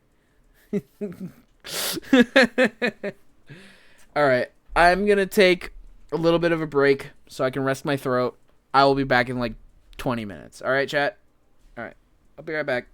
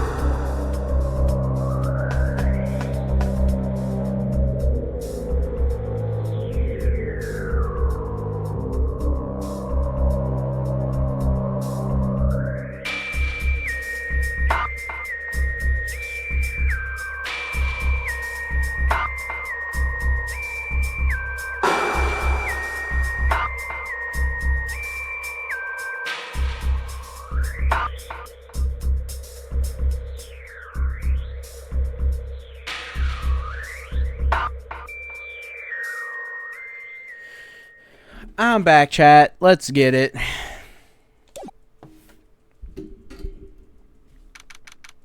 February 24th, 3:12 p.m., Wright & Co. Law Offices. I'm so sorry, Mr. Wright. I'm sorry for what my sister said. Drastic crimes require drastic measures. That's just the way it is. We did what we had to, in order for him to get the verdict he deserved. I didn't know. I never knew that the SL9 incident was just another name for the Joe Dark killings. Sounds like everyone's heard about these killings but me. Lana wanted Dark convicted so badly. That's why she used me. That's why she used what happened to me. What do you mean, what happened to you? It's all there in the file. Joe Dark's last victim was Prosecutor Neil Marshall. When he murdered Officer Marshall's brother, he left behind an incriminating piece of evidence. But what did you have to do with those killings, Emma? On the night Prosecutor Neil Marshall was murdered, Joe Dark tried to kill me. What? He tried to kill you? Officer Marshall's brother, Neil, was only trying to save me. So that means you... Yes. I was a witness in the Joe Dark trial. I didn't see that one coming. It happened 2 years ago. It was right about this time of the year, too. I'm gonna be broke in Origami King. Homie spending fat stacks in OK. There was a terrible thunderstorm that day, unusual for the season. I was alone in my sister's office. We were planning to eat dinner together once she finished her work. Then suddenly, this terrifying man came bursting into the office. Joe Dark. It seemed like he was running from someone. He pulled out a knife and screamed at me. I spent 10,000 coins on cooked. What are you spending 10,000 coins on, bro? What the fuck?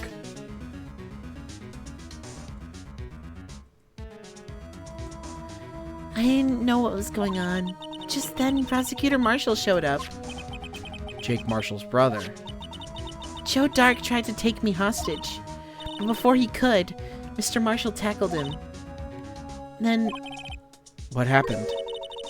I'll never forget it. Lightning struck and the lights went out. Suddenly... Spent them on weapons and mushrooms and stuff like that? Alright, that's fair. A bolt of lightning flashed outside the window, lighting up the office for an instant. But I saw then burned a permanent picture in my mind. I can still see it now. The accessories were at least $7,000. Damn! A permanent picture? I don't remember the moment when Dark stabbed Mr. Marshall. So you weren't able to testify about that? No, I was only asked about when I was attacked. That must be why why she made up the crime. I am cooked. I mean, is money hard to get in Origami King? Or Origami King? Made it up? You mean provided bogus evidence? The prosecutor's office wanted the guilty verdict so badly. Lana forged the evidence and Mr. Edgeworth used it. Edgeworth? Yes, but I'm sure he didn't know anything about it. He couldn't have known he was being given he couldn't have known he was being given false evidence. Even so, that's when it all started. The rumors about Mr. Edgeworth, I mean. It's all my fault. If I could have just testified properly, none of this would have happened. So it's true. Even though he may not have known it, Edgeworth really was involved in falsifying evidence. And I'm gonna have to spend some more because my weapon's broke. Okay, but my point still stands. Is money hard to come by in Origami King? After that case ended, Lana was never the same. She became cold, like she is today. She must not have been able to face up to what she did. especially not to Emma. What did you see in the instant that crime occurred?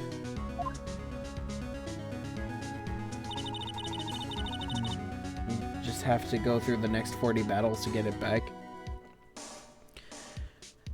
Dark knocked down Mr. Marshall and raised his knife. Neil Marshall was stabbed right in front of this poor girl. I don't remember what happened after that. Apparently I passed out. When I came to, Lana was cradling me in her arms. Poor Emma. You've been through so much.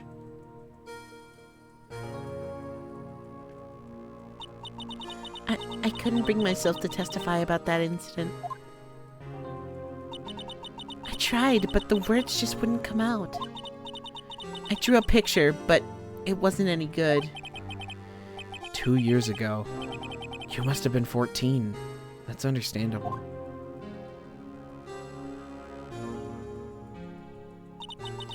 Once it was all over, I made up my mind. I decided that when I grew up, I'd become a scientific investigator.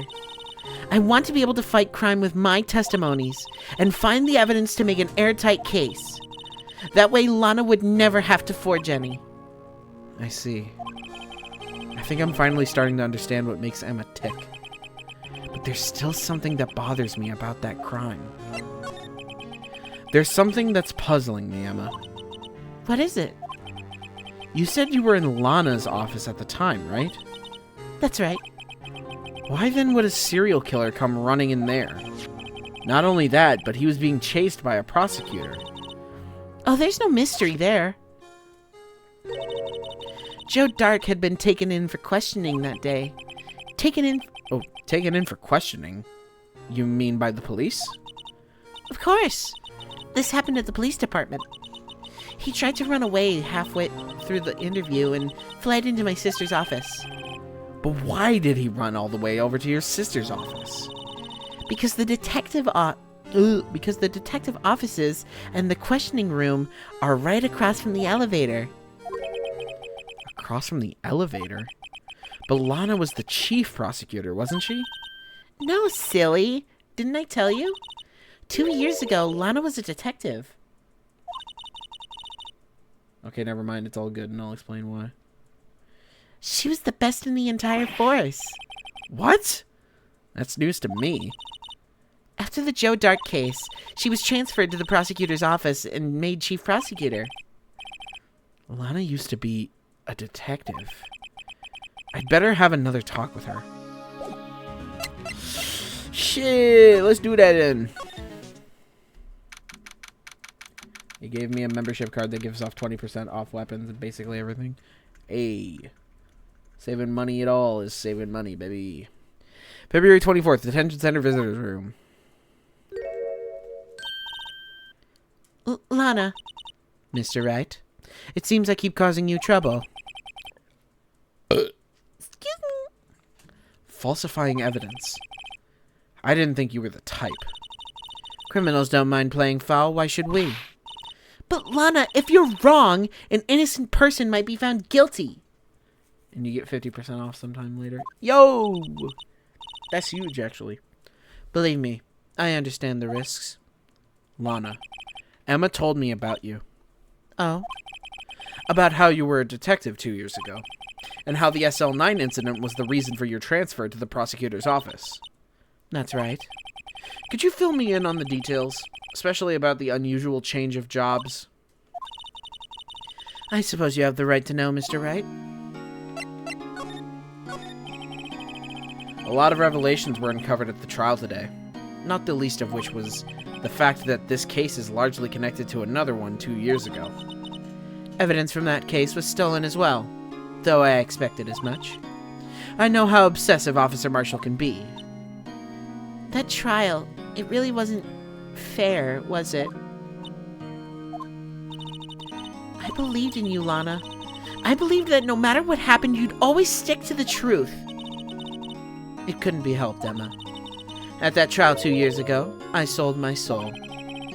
Well, all drama aside, the fact of the matter is at 5:15 there was no murder at the police department. Tell me it's not true, Lana. What the witness, Miss Starr, said. About you stabbing Mr. Goodman with a knife. Lana, I don't understand. Why won't you tell us? Emma, this doesn't involve just me. I don't think I've ever seen Lana look so fazed before. It's true. I was a member of the police force 2 years ago. She was amazing. They still talk about all of the cases she and Chief Gant cracked together. Chief Gant? He was the deputy chief of police back then, but he still worked the crime scenes. Damon Gant, he was everything I inspired to be. Or aspired to be. They were the best team ever. They solved crimes before the reports could even be filed. Emma really idolizes her big sister. But now you're chief prosecutor. What happened? I always planned on becoming a prosecutor. The reason I became a detective was to gain experience investigating crime scenes so you could use the experience in court, right? Gant's help in the SL9 case was crucial to its resolution. After that, he became chief of police and arranged my transfer to the prosecutor's office. Maybe I should ask more about this investigation of theirs 2 years ago. 2 years ago, I was second in command of the detectives investigating Dark. Second in command? That means the investigation lead was Damon Gant, right? Yes. Deputy Chief Gant and I shared the same office and the same investigations. They even had the same office? We led a team of the best detectives on the force. Detective Goodman, whose case it was, Jake Marshall, and Angel Starr. It was the first time Marshall worked with his brother. He was quite gung-ho. Without a doubt, Joe Dark was the serial killer. We asked him to come in for questioning. We were desperate for evidence. That was when his final murder took place. When he tried to murder Emma. Prosecutor Marshall was trying to save me from Dark. You see, the first person who happened upon the scene of the crime was me. Now you tell us. Damon Gant and Neil Marshall were the ones questioning Drake. I just imagine them two questioning Drake. Were the ones questioning Dark that day. The investigation was in its final stages, and Dark must have suddenly panicked. So he waited until Gant and Marshall let their guards down, then fled the room. From there, he ran straight to the office shared by Deputy Chief Gant and myself. That's where he found me. So you were the first person to run to the scene, Lana? It appears so. I was filing some papers while Gant and Marshall were questioning Dark. I like your Lana voice, thank you. When I returned to my office, I saw 3 bodies on the floor and smelled blood. 3 bodies? Prosecutor Marshall, the victim, Emma, who had passed out, and the suspect, Joe Dark. During the struggle, it seems Mr. Marshall struck a final blow before he died. Joe Dark had incurred a minor concussion and lay unconscious. Algernon Smasher Pass, Lana or Emma? Lana, because Emma is 16, and that's fucking weird.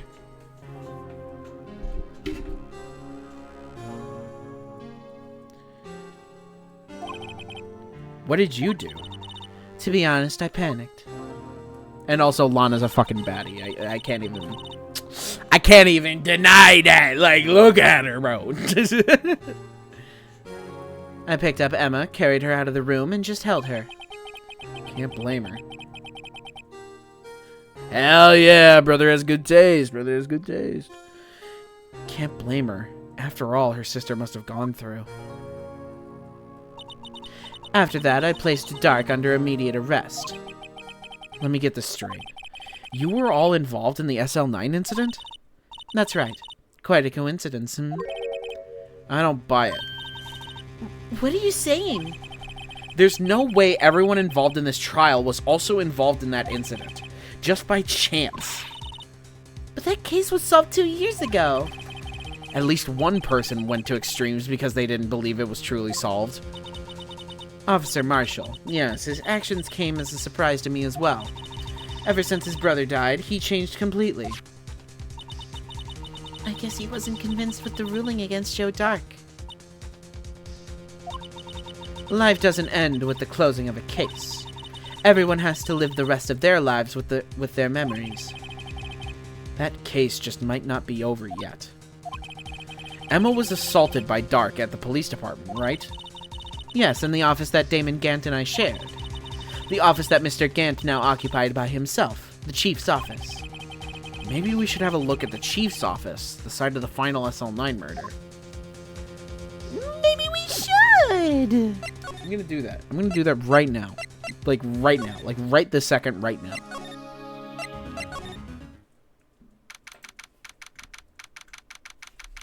February 24th, police department entrance. My man! Howdy, Bambina. Oh, Mr. Marshall. I never thought things would turn out this way when I woke up this morning. Que Sarah. Never know where life will lead you, eh, Bambina? I should have known my luck had run out when old Billy dried up this morning. Billy? Must be his pet cactus. Say, where are you headed? Just over to the prosecutor's office for a little interrogation. It's a voluntary appearance, but we all know I won't be coming back. Sorry, but you can't go in the evidence room today, partner. But Mr. Marshall, why did you do it? Why do prospectors head west? If ever there was a case I needed to know the truth about, it was this one. Before you turn yourself in, Mr. Marshall, would you mind telling us exactly what happened? Looks like I won't be getting a steak lunch today. Something was fishy about that trial from the beginning. It wasn't just me either. All the detectives thought so. What do you mean, fishy? Some of the facts reported were inconsistent with the evidence we found. For example, the murder weapon. The murder weapon? You mean that switchblade knife with the broken tip? That was Joe Dark's, all right. But in the initial autopsy report, a question was raised. A question? The blade of the knife was not a perfect match with the wound the victim sustained. What does that mean? It means there's a good chance that the knife was not the murder weapon. However, in the report that was finally submitted, that possibility had been erased. Could the facts have been concealed with forged evidence? Yes. That case left behind scars on all of us. The scars that the SL9 incident left behind. I got the looks, but he got the brains. He was one of the best prosecutors around. I had just made detective when it went down. It was our first case together. How old was he, your brother? He was 27 at the time. Damn! He's older than me. He was 27 at the time. He was awarded the highest honor that very day. The highest honor? You mean the King of Prosecutors. I knew it. What are you looking at me like that for? That's an honor for a prosecutor. Mr. Marshall must have really been close with his brother.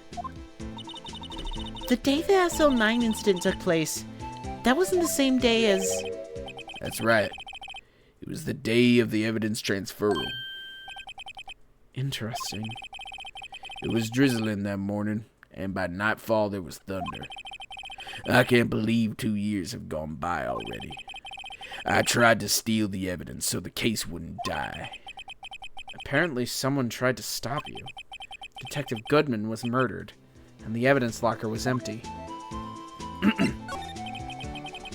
There was something going on behind the scenes in that case. We all knew that later. Every detective involved in that investigation, save one, was taken care of. Oh, who just fucking followed me? Yo, Speed, thank you for the follow, my man. Or woman, I don't know who you are. Every detective involved in that investigation, save one, was taken care of. Miss Starr was fired, and I was demoted and boxed away in a tiny room. Well, I forgot who's Detective Goodman. Detective Goodman is the victim. He's the guy who died. This guy, this fella right here, Bruce Goodman.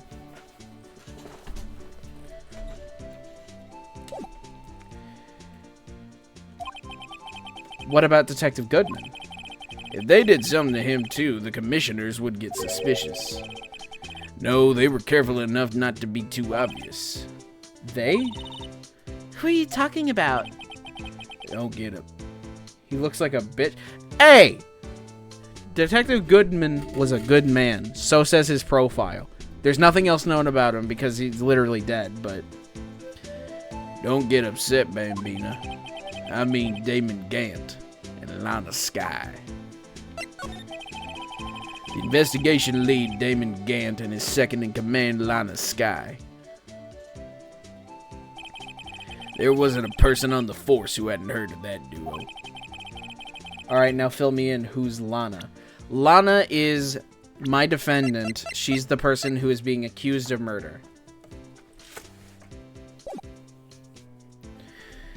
That case was the biggest step in both of their careers. After the case ended, Lana transferred to the prosecutor's office. Oh, wait, no, that was me. Oops. After the case ended, Lana transferred to the prosecutor's office, right? Smash, not gonna lie. See? I'm telling y'all. Yeah, Damon Gant, the new chief of police, arranged for that to happen. She's never been the same since she left. Everyone who knew her said so. Chief Prosecutor Skye was totally different when she was a detective. Now that he mentions it, Emma said something like that too. Tell me, what happened to my sister? Sorry, Bambina, but her secret is too well guarded. I never found out. Lana's secret? It all started 2 years ago. So there you have it. That's my story. Did you enjoy it, partner? It was certainly enlightening. There's one thing for sure I found out in court today.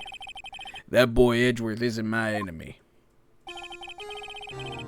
He was the one who used falsified evidence to get a guilty verdict.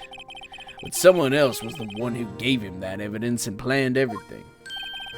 That someone is Damon Gant. Don't believe me? Well, I don't blame you. I won't even be a patrolman after today. Too bad I won't be around to work with you when you become a real scientific investigator. Okay, so is Emma's sister the one who died in, like, the start of the game? No, Maya's sister died at the start of the game. Adios, Bambina. Well, there goes my favorite character to voice. Criminal Affairs. February 24th, Police Station Criminal Affairs Department. This place is always pretty empty, but today's deserted. That must mean everyone's busy solving crimes. Oh, if you're looking for the others, they're all in the conference room. Thanks. Wow, he actually talked to us. No more cowboy accent for you. Hey, I could do a cowboy accent whenever I damn well please. I just God, imagine me playing Red Dead 2 and I just sound like fucking Arthur Morgan the entire time. Pasta Lord, you get out of that comment section right now.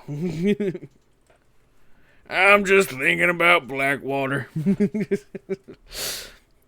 With the chief prosecutor saying what she did and the decision about what to do about Mr. Edgeworth not to mention our statement to the media in tomorrow's trial, I read that so wrong. Jesus, there's more chaos going on than Thanksgiving and Christmas put together. I think festive is the word usually used for those. Sir, we'd like to have a look around Chief Gant's office. Just use the connecting hallway to the other building and take the elevator to the top floor. Really? You mean it's okay for us to go in there? I mean, we aren't police officers or anything. Hey, you're right! You can't go in there. It's off limits. Now I see where Detective Gumshoe gets his unique charm. Well, what are we waiting for? Let's head to the chief's office. Hey, he did give us permission. I'll just point that out. He did give us permission. February 24th, Police Department Chief's Office.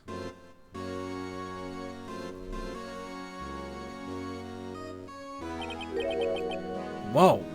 Where am I? In the chief's office, silly. At least that's what it said on the door. Check out that pipe organ. That's real, isn't it? Hey, I used to take organ lessons in kindergarten. They used to call me Little Miss Bach.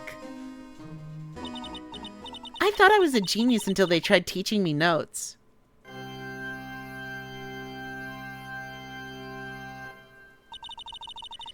I never could remember where C was. Oh, this fucking guy. Oh, it's you two. Chief Gant. He put that paper he was reading in his desk. So, righto! Have you been swimming lately? No, I haven't. I've been kind of busy lately. I can appreciate that. I've had my hands full too, with Mr. Marshall's misconduct. And Lana's provocative statement. Provocative statement? Oh, you mean about the forged evidence? 2 years have passed since that incident. My, how time flies. See that picture on the wall over there? That's a picture of Lana, Neil, and me. So, this is Mr. Marshall's brother, Prosecutor Neil Marshall. We took it to commemorate our work together. Something's not right with this picture. Can't quite seem to put my finger on it, though. Gant team picture. Photo at the award ceremony of Gant, Lana, and Neil. Is Lana like a war veteran or something? No, she just dresses like that. Excuse me. Anyway, I'd like to reminisce all day, but there are matters that need my attention. I'm going to lock up here, so let's go out together. Oh, but this office, it was a crime scene 2 years ago, wasn't it? That case has long since been over. There's no need to investigate it anymore. All the same, we'd still like to have a look around. Perhaps you didn't hear me. I said there's no need to investigate it anymore. Okay, that takes my smash verdict from smash to smash. God damn it. Now hurry up and get out. I have a meeting to attend. Looks like we aren't welcome. Seems that case isn't over with yet after all. What do you mean? Chief Gant denied our request to search the crime scene. That means there must be a reason he doesn't want us looking around in there. You mean like a clue? There's got to be a way we can get inside the chief's office. I mean, there is.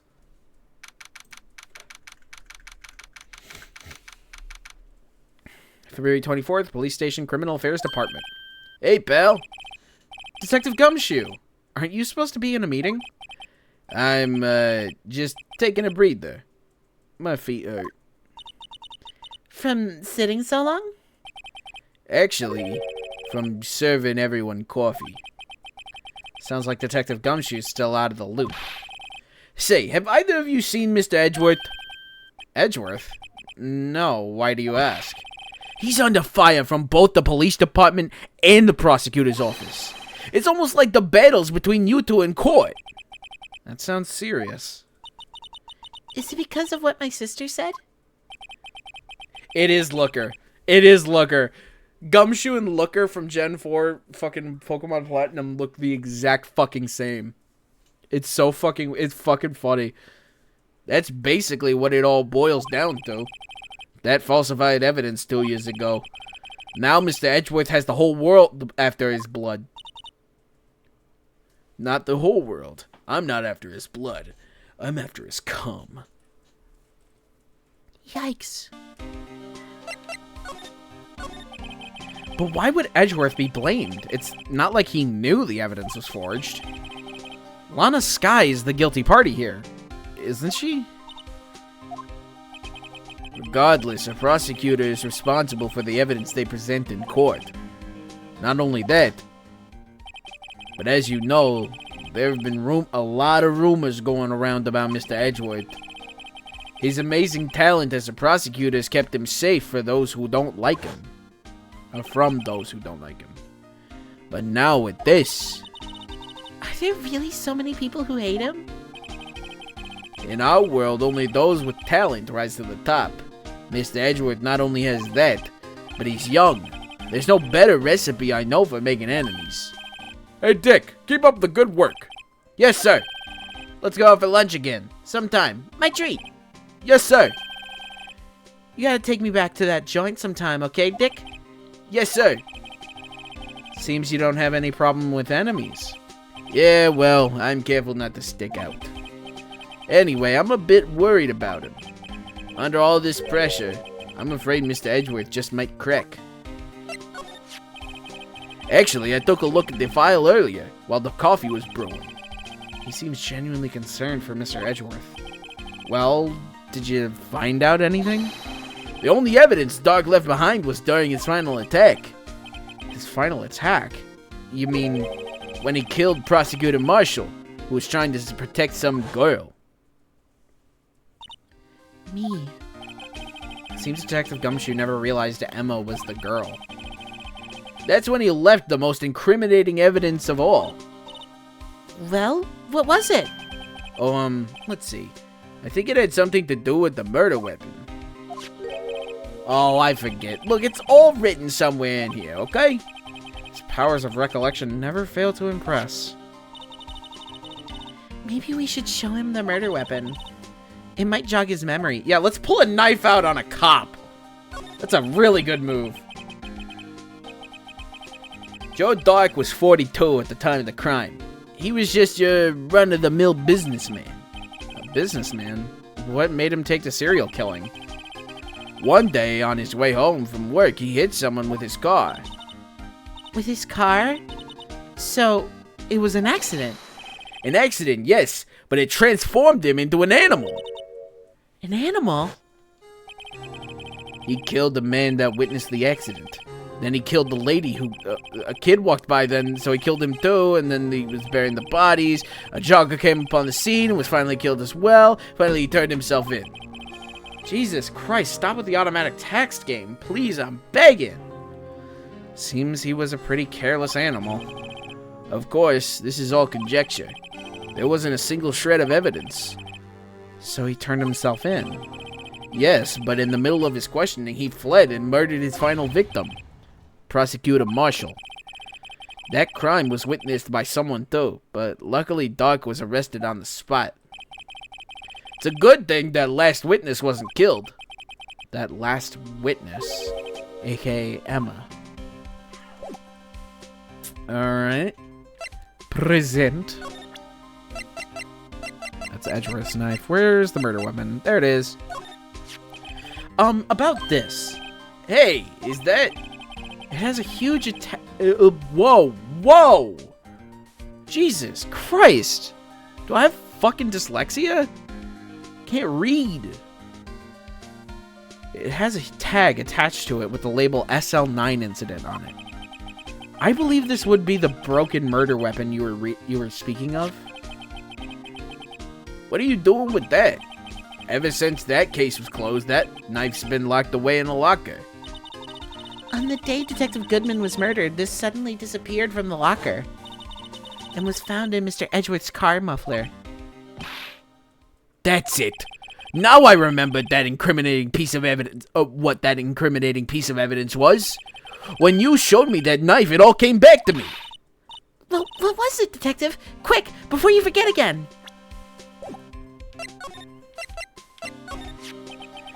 This knife. It was Joe Dark's, wasn't it? That's right. We traced it back to the store he bought it at, plus it had his fingerprints on it too. But no one actually witnessed him using it to murder anyone, right? That's where his luck ran out. When you take a good look at the knife, you'll see it's broken. You don't have to take a good look to notice that. Yeah, well, anyway. Take a guess where the broken off tip of the knife was found. That's what did him in. Where was it? The victim, Neil Marshall, was carrying it.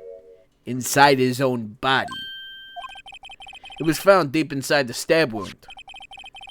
Did it match Stark's knife? You bet! Down to the last fiber. That's pretty conclusive. Neil's autopsy report: stabbed in the back, died from a punctured heart and lung. A knife tip was in the wound. Switchblade knife. The broken tip was found in the victim's body. Belonged to murderer Joe Dark. Well, there you have it in a nutshell. That's all I know. Can I ask you one more thing? What is it? If it's money you need, you should ask Chief Gant. It's not money, but it does concern the chief. His office is a crime scene, right? It's where Prosecutor Neil Marshall was murdered. The chief's out now and his office is locked. But we'd like to have a look around if that's okay. Well, any detective's ID card can unlock the door. What? Really? But if I let a civilian in there, I'd be charged with breach of trust. Breach of trust? Simply put, I'd be canned. How hard does one have to stab someone to leave the knife tip in the person? That's a good question. I wouldn't know because I don't stab people.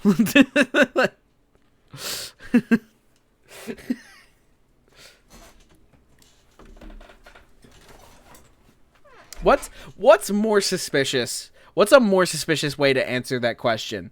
Me saying I don't know because I don't stab people, or knowing exactly why? And also, where can I learn this skill? Why do you need to learn the skill? What are you planning to do, Pasta Lord? What are your planned activities with a knife that you plan to break the tip with inside of a person? He's like, well, I do beg your pardon, but if you use your fucking brain, it's because I want to stab a dude. Maybe it might be you. I'm engineer, I swear, guys. I don't believe that. I don't believe that for a second. You may be playing engineer, but why do you have your shotgun out when there's no enemies around? You should have your wrench out so you're working on your sentry. I think that engineer's a spy, boys. I'm just saying my own opinion here. This is just an opinion. I think the engineer's a spy. I don't. Hey, maybe I'm crazy. Maybe I'm a little schizo, a little psycho, but I'm starting to think the engineer might be a spy.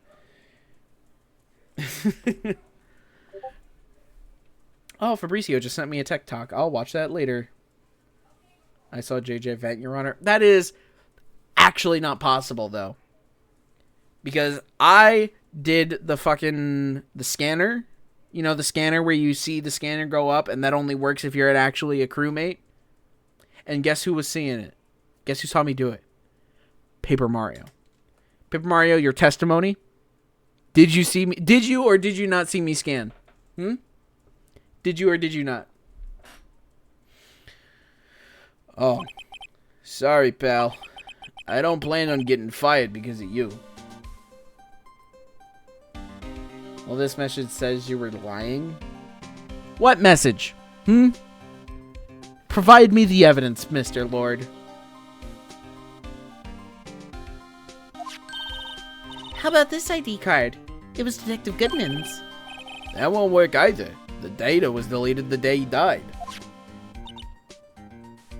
Oh. That's just you saying you're lying. That doesn't mean it's true. Paper Mario, I could really use your fucking testimony, please. Please tell them I was doing scanner. I can't be thrown out into space, dude. I'm not a space alien. I'm not a killer. I won't fucking survive out there, bro. Please, I'm fucking begging on my hands and knees here. So in other words, Gumshoe is our only chance of getting into that office. I wonder if there's something we could show him that would make him change his mind.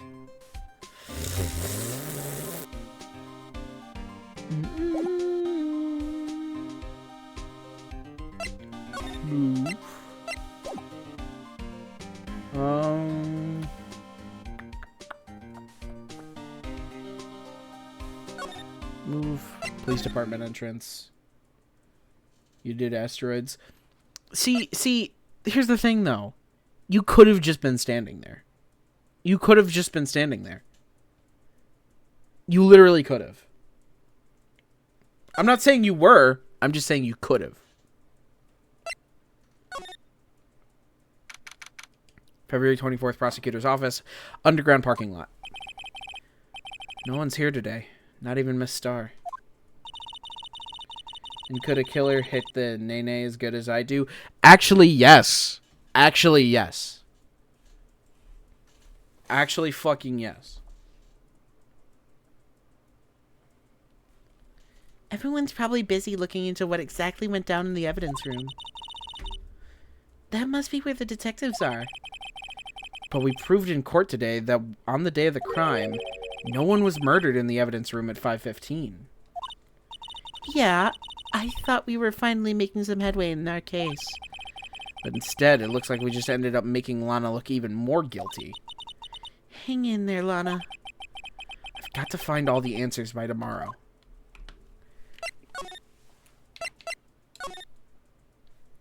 Yay, we get to talk to my favorite boy. February 24th, High Prosecutor's Office, room 1202. I wonder if Edgeworth is back yet. The only one who can rival my nene is you. Hell no, I cannot hit the fucking nene to save my life, bro. Watch, this is me attempting a nene right now. Watch my model. Watch my fucking model. See that? I can't even move my fucking arms, bro. I can't move my arms. How am I gonna hit the nene if I can't move my fucking arms? Tell me that. Tell me that, Lord of Pasta. There he is. It looks like he's writing something.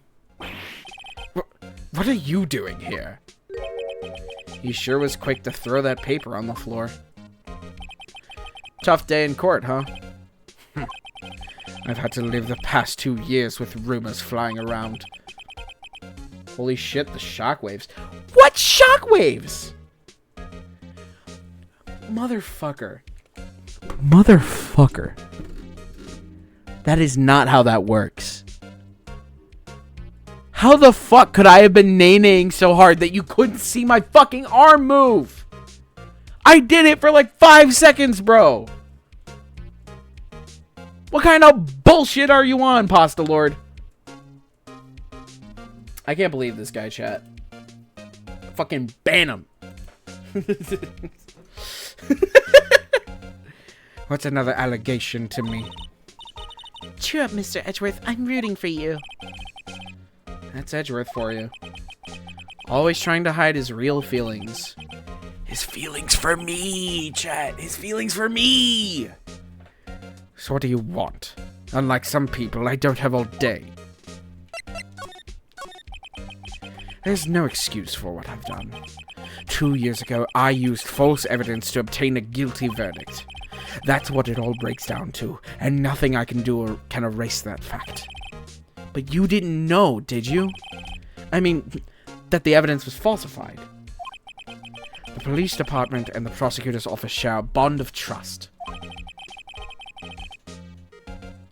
If that bond is broken, we stand to lose everything. The police department's error is my error, but my responsibility as the prosecutor in charge. That fact remains the same no matter what excuse I might have. Mr. Edgeworth. I take pride in my work. So tell me why. Why has it all come to this? Even Edgeworth can't keep this kind of emotion bottled up. Are you up for trial tomorrow?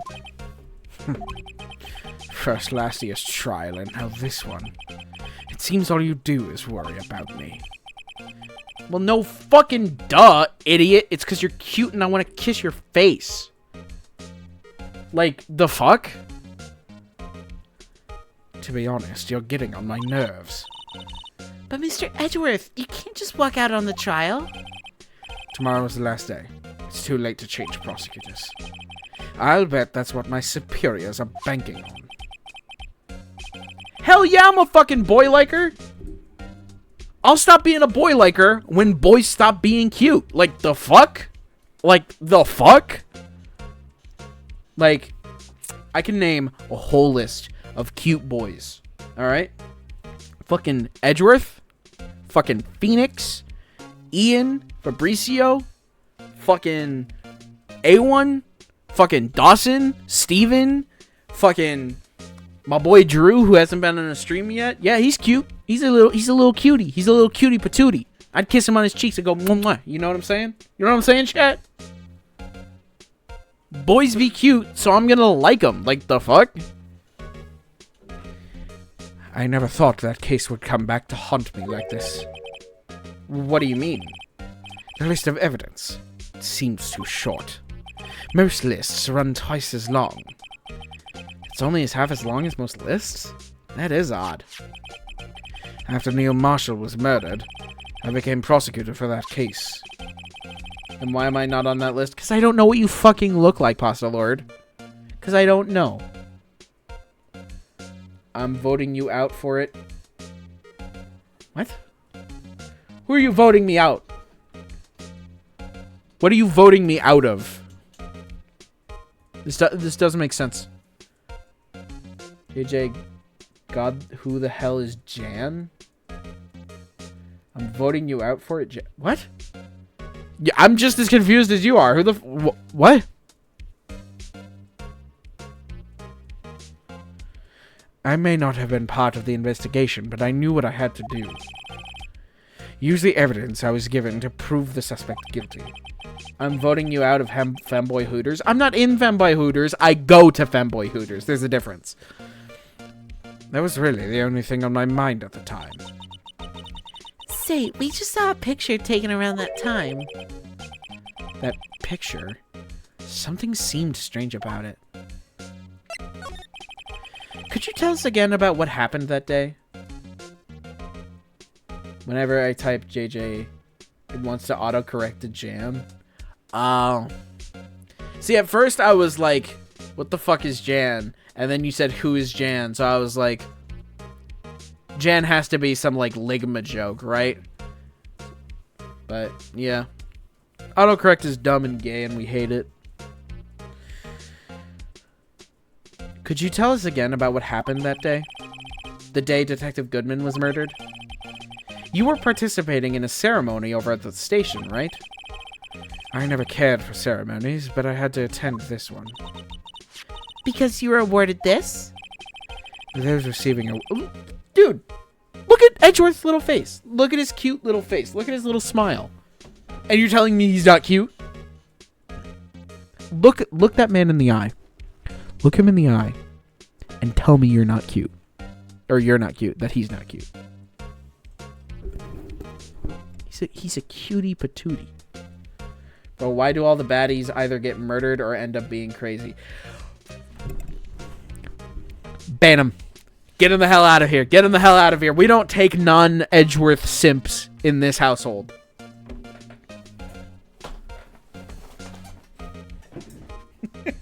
Just get him the hell out of here. Those receiving awards can't exactly skip out on the ceremony. I finished up at the office in the morning, then drove off over to the police department. You finished up at the office? Good thing I don't live in your house. That's fair. Yes, just odds and ends, clerical stuff. I didn't plan on returning to the office that day. That is until I was asked to take something back.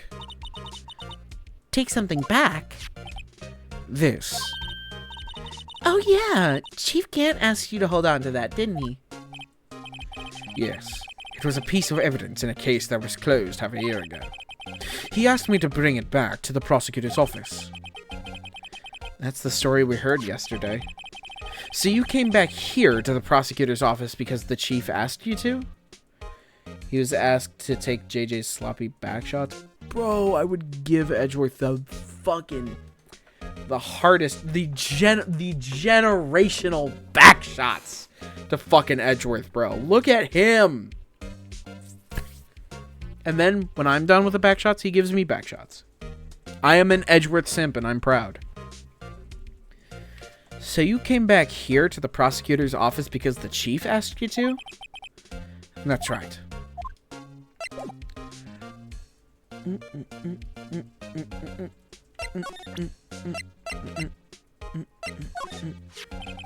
This picture was hanging on the wall in Chief Gant's office. 5 big booms, Asbro, for real. Prosecutor Neil Marshall. He had just started making a name for himself. Looks like this was taken when he received the King of Prosecutors trophy. Speaking of that, there's something that bothers me. Yes? The trophy Mr. Marshall is holding. It's a little different than yours. Yes, you're right. I remember now. Remember what? That was the official prosecutor's trophy. That's how... Whoa! That was what the official prosecutor's trophy looked like until 2 years ago. There's a story behind its design. A story? Sounds interesting. Would you mind telling it to us? It's simple, really. Contradiction. That's what the award's based on.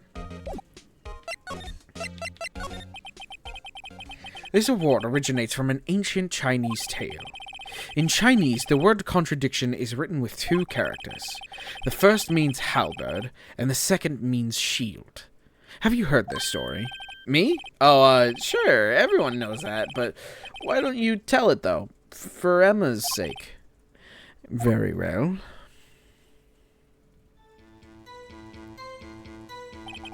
Long ago in the kingdom of Chu, there was an arms merchant. So it was a boring-ass K, but with a cool sword, and they took the sword away, just leaving the boring-ass K. No, there's a shield, too! One day, he presented the king with 2 items. The first was a halberd he claimed could slice through any shield or armor. The second was a shield he claimed could withstand any weapon. Forgive me?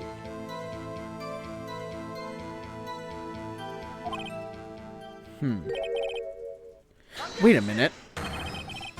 Those claims contradict each other. Very perceptive. But then again, you've heard this story before, right? Anyway, as you mentioned, the very descriptions of these items discredit them both. When the king pointed this out, the merchant was left speechless, and thus the Chinese word for contradiction was born. Wow! Oh, I see. So the chipped shield and the broken knife symbolize... Precisely. Precisely so. They symbolize the merchant's items. The ancient tale ends with the merchant at a loss for words, but it is in our nature to pursue matters to their conclusion, even if it results in something as ugly as this. Wow. Thanks, Mr. Edgeworth. I learned something new today. That's funny. If that's so, then why were you only given a shield? You'll have to ask Chief Gant. 2 years ago, he had the halberd part of the award abolished. Chief Gant? King of Prosecutors Trophy. 2 years ago, the halberd was removed at Gant's behest, giving it its current form. Well, examine this. I wonder what he was writing before. Come on, Mr. Wright. Let's take a look. Are you crazy? Edgeworth is sitting right there. Just distract him. I'll check it out.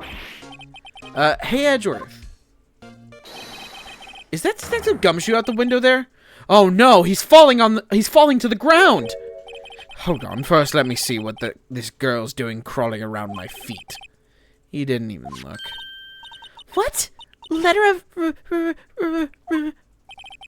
If you're having trouble reading, I'll read it for you. It says letter of resignation. Resignation?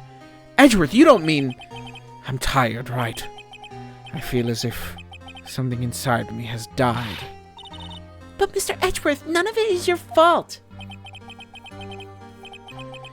I know the path I've walked. You don't need to tell me. And the path I've walked hasn't been a just one. I can't forgive myself for what I've done. And no one else should forgive me either. Uh-oh. I think he's serious. Mr. Wright, please, you have to do something. This letter of resignation. I wonder if I can use it for anything. Letter of resignation. Edgeworth's discarded letter of resignation. He's serious. Well, I have another thing I have to be serious about, chat. I'm gonna end the stream there. I know this is way earlier than normal.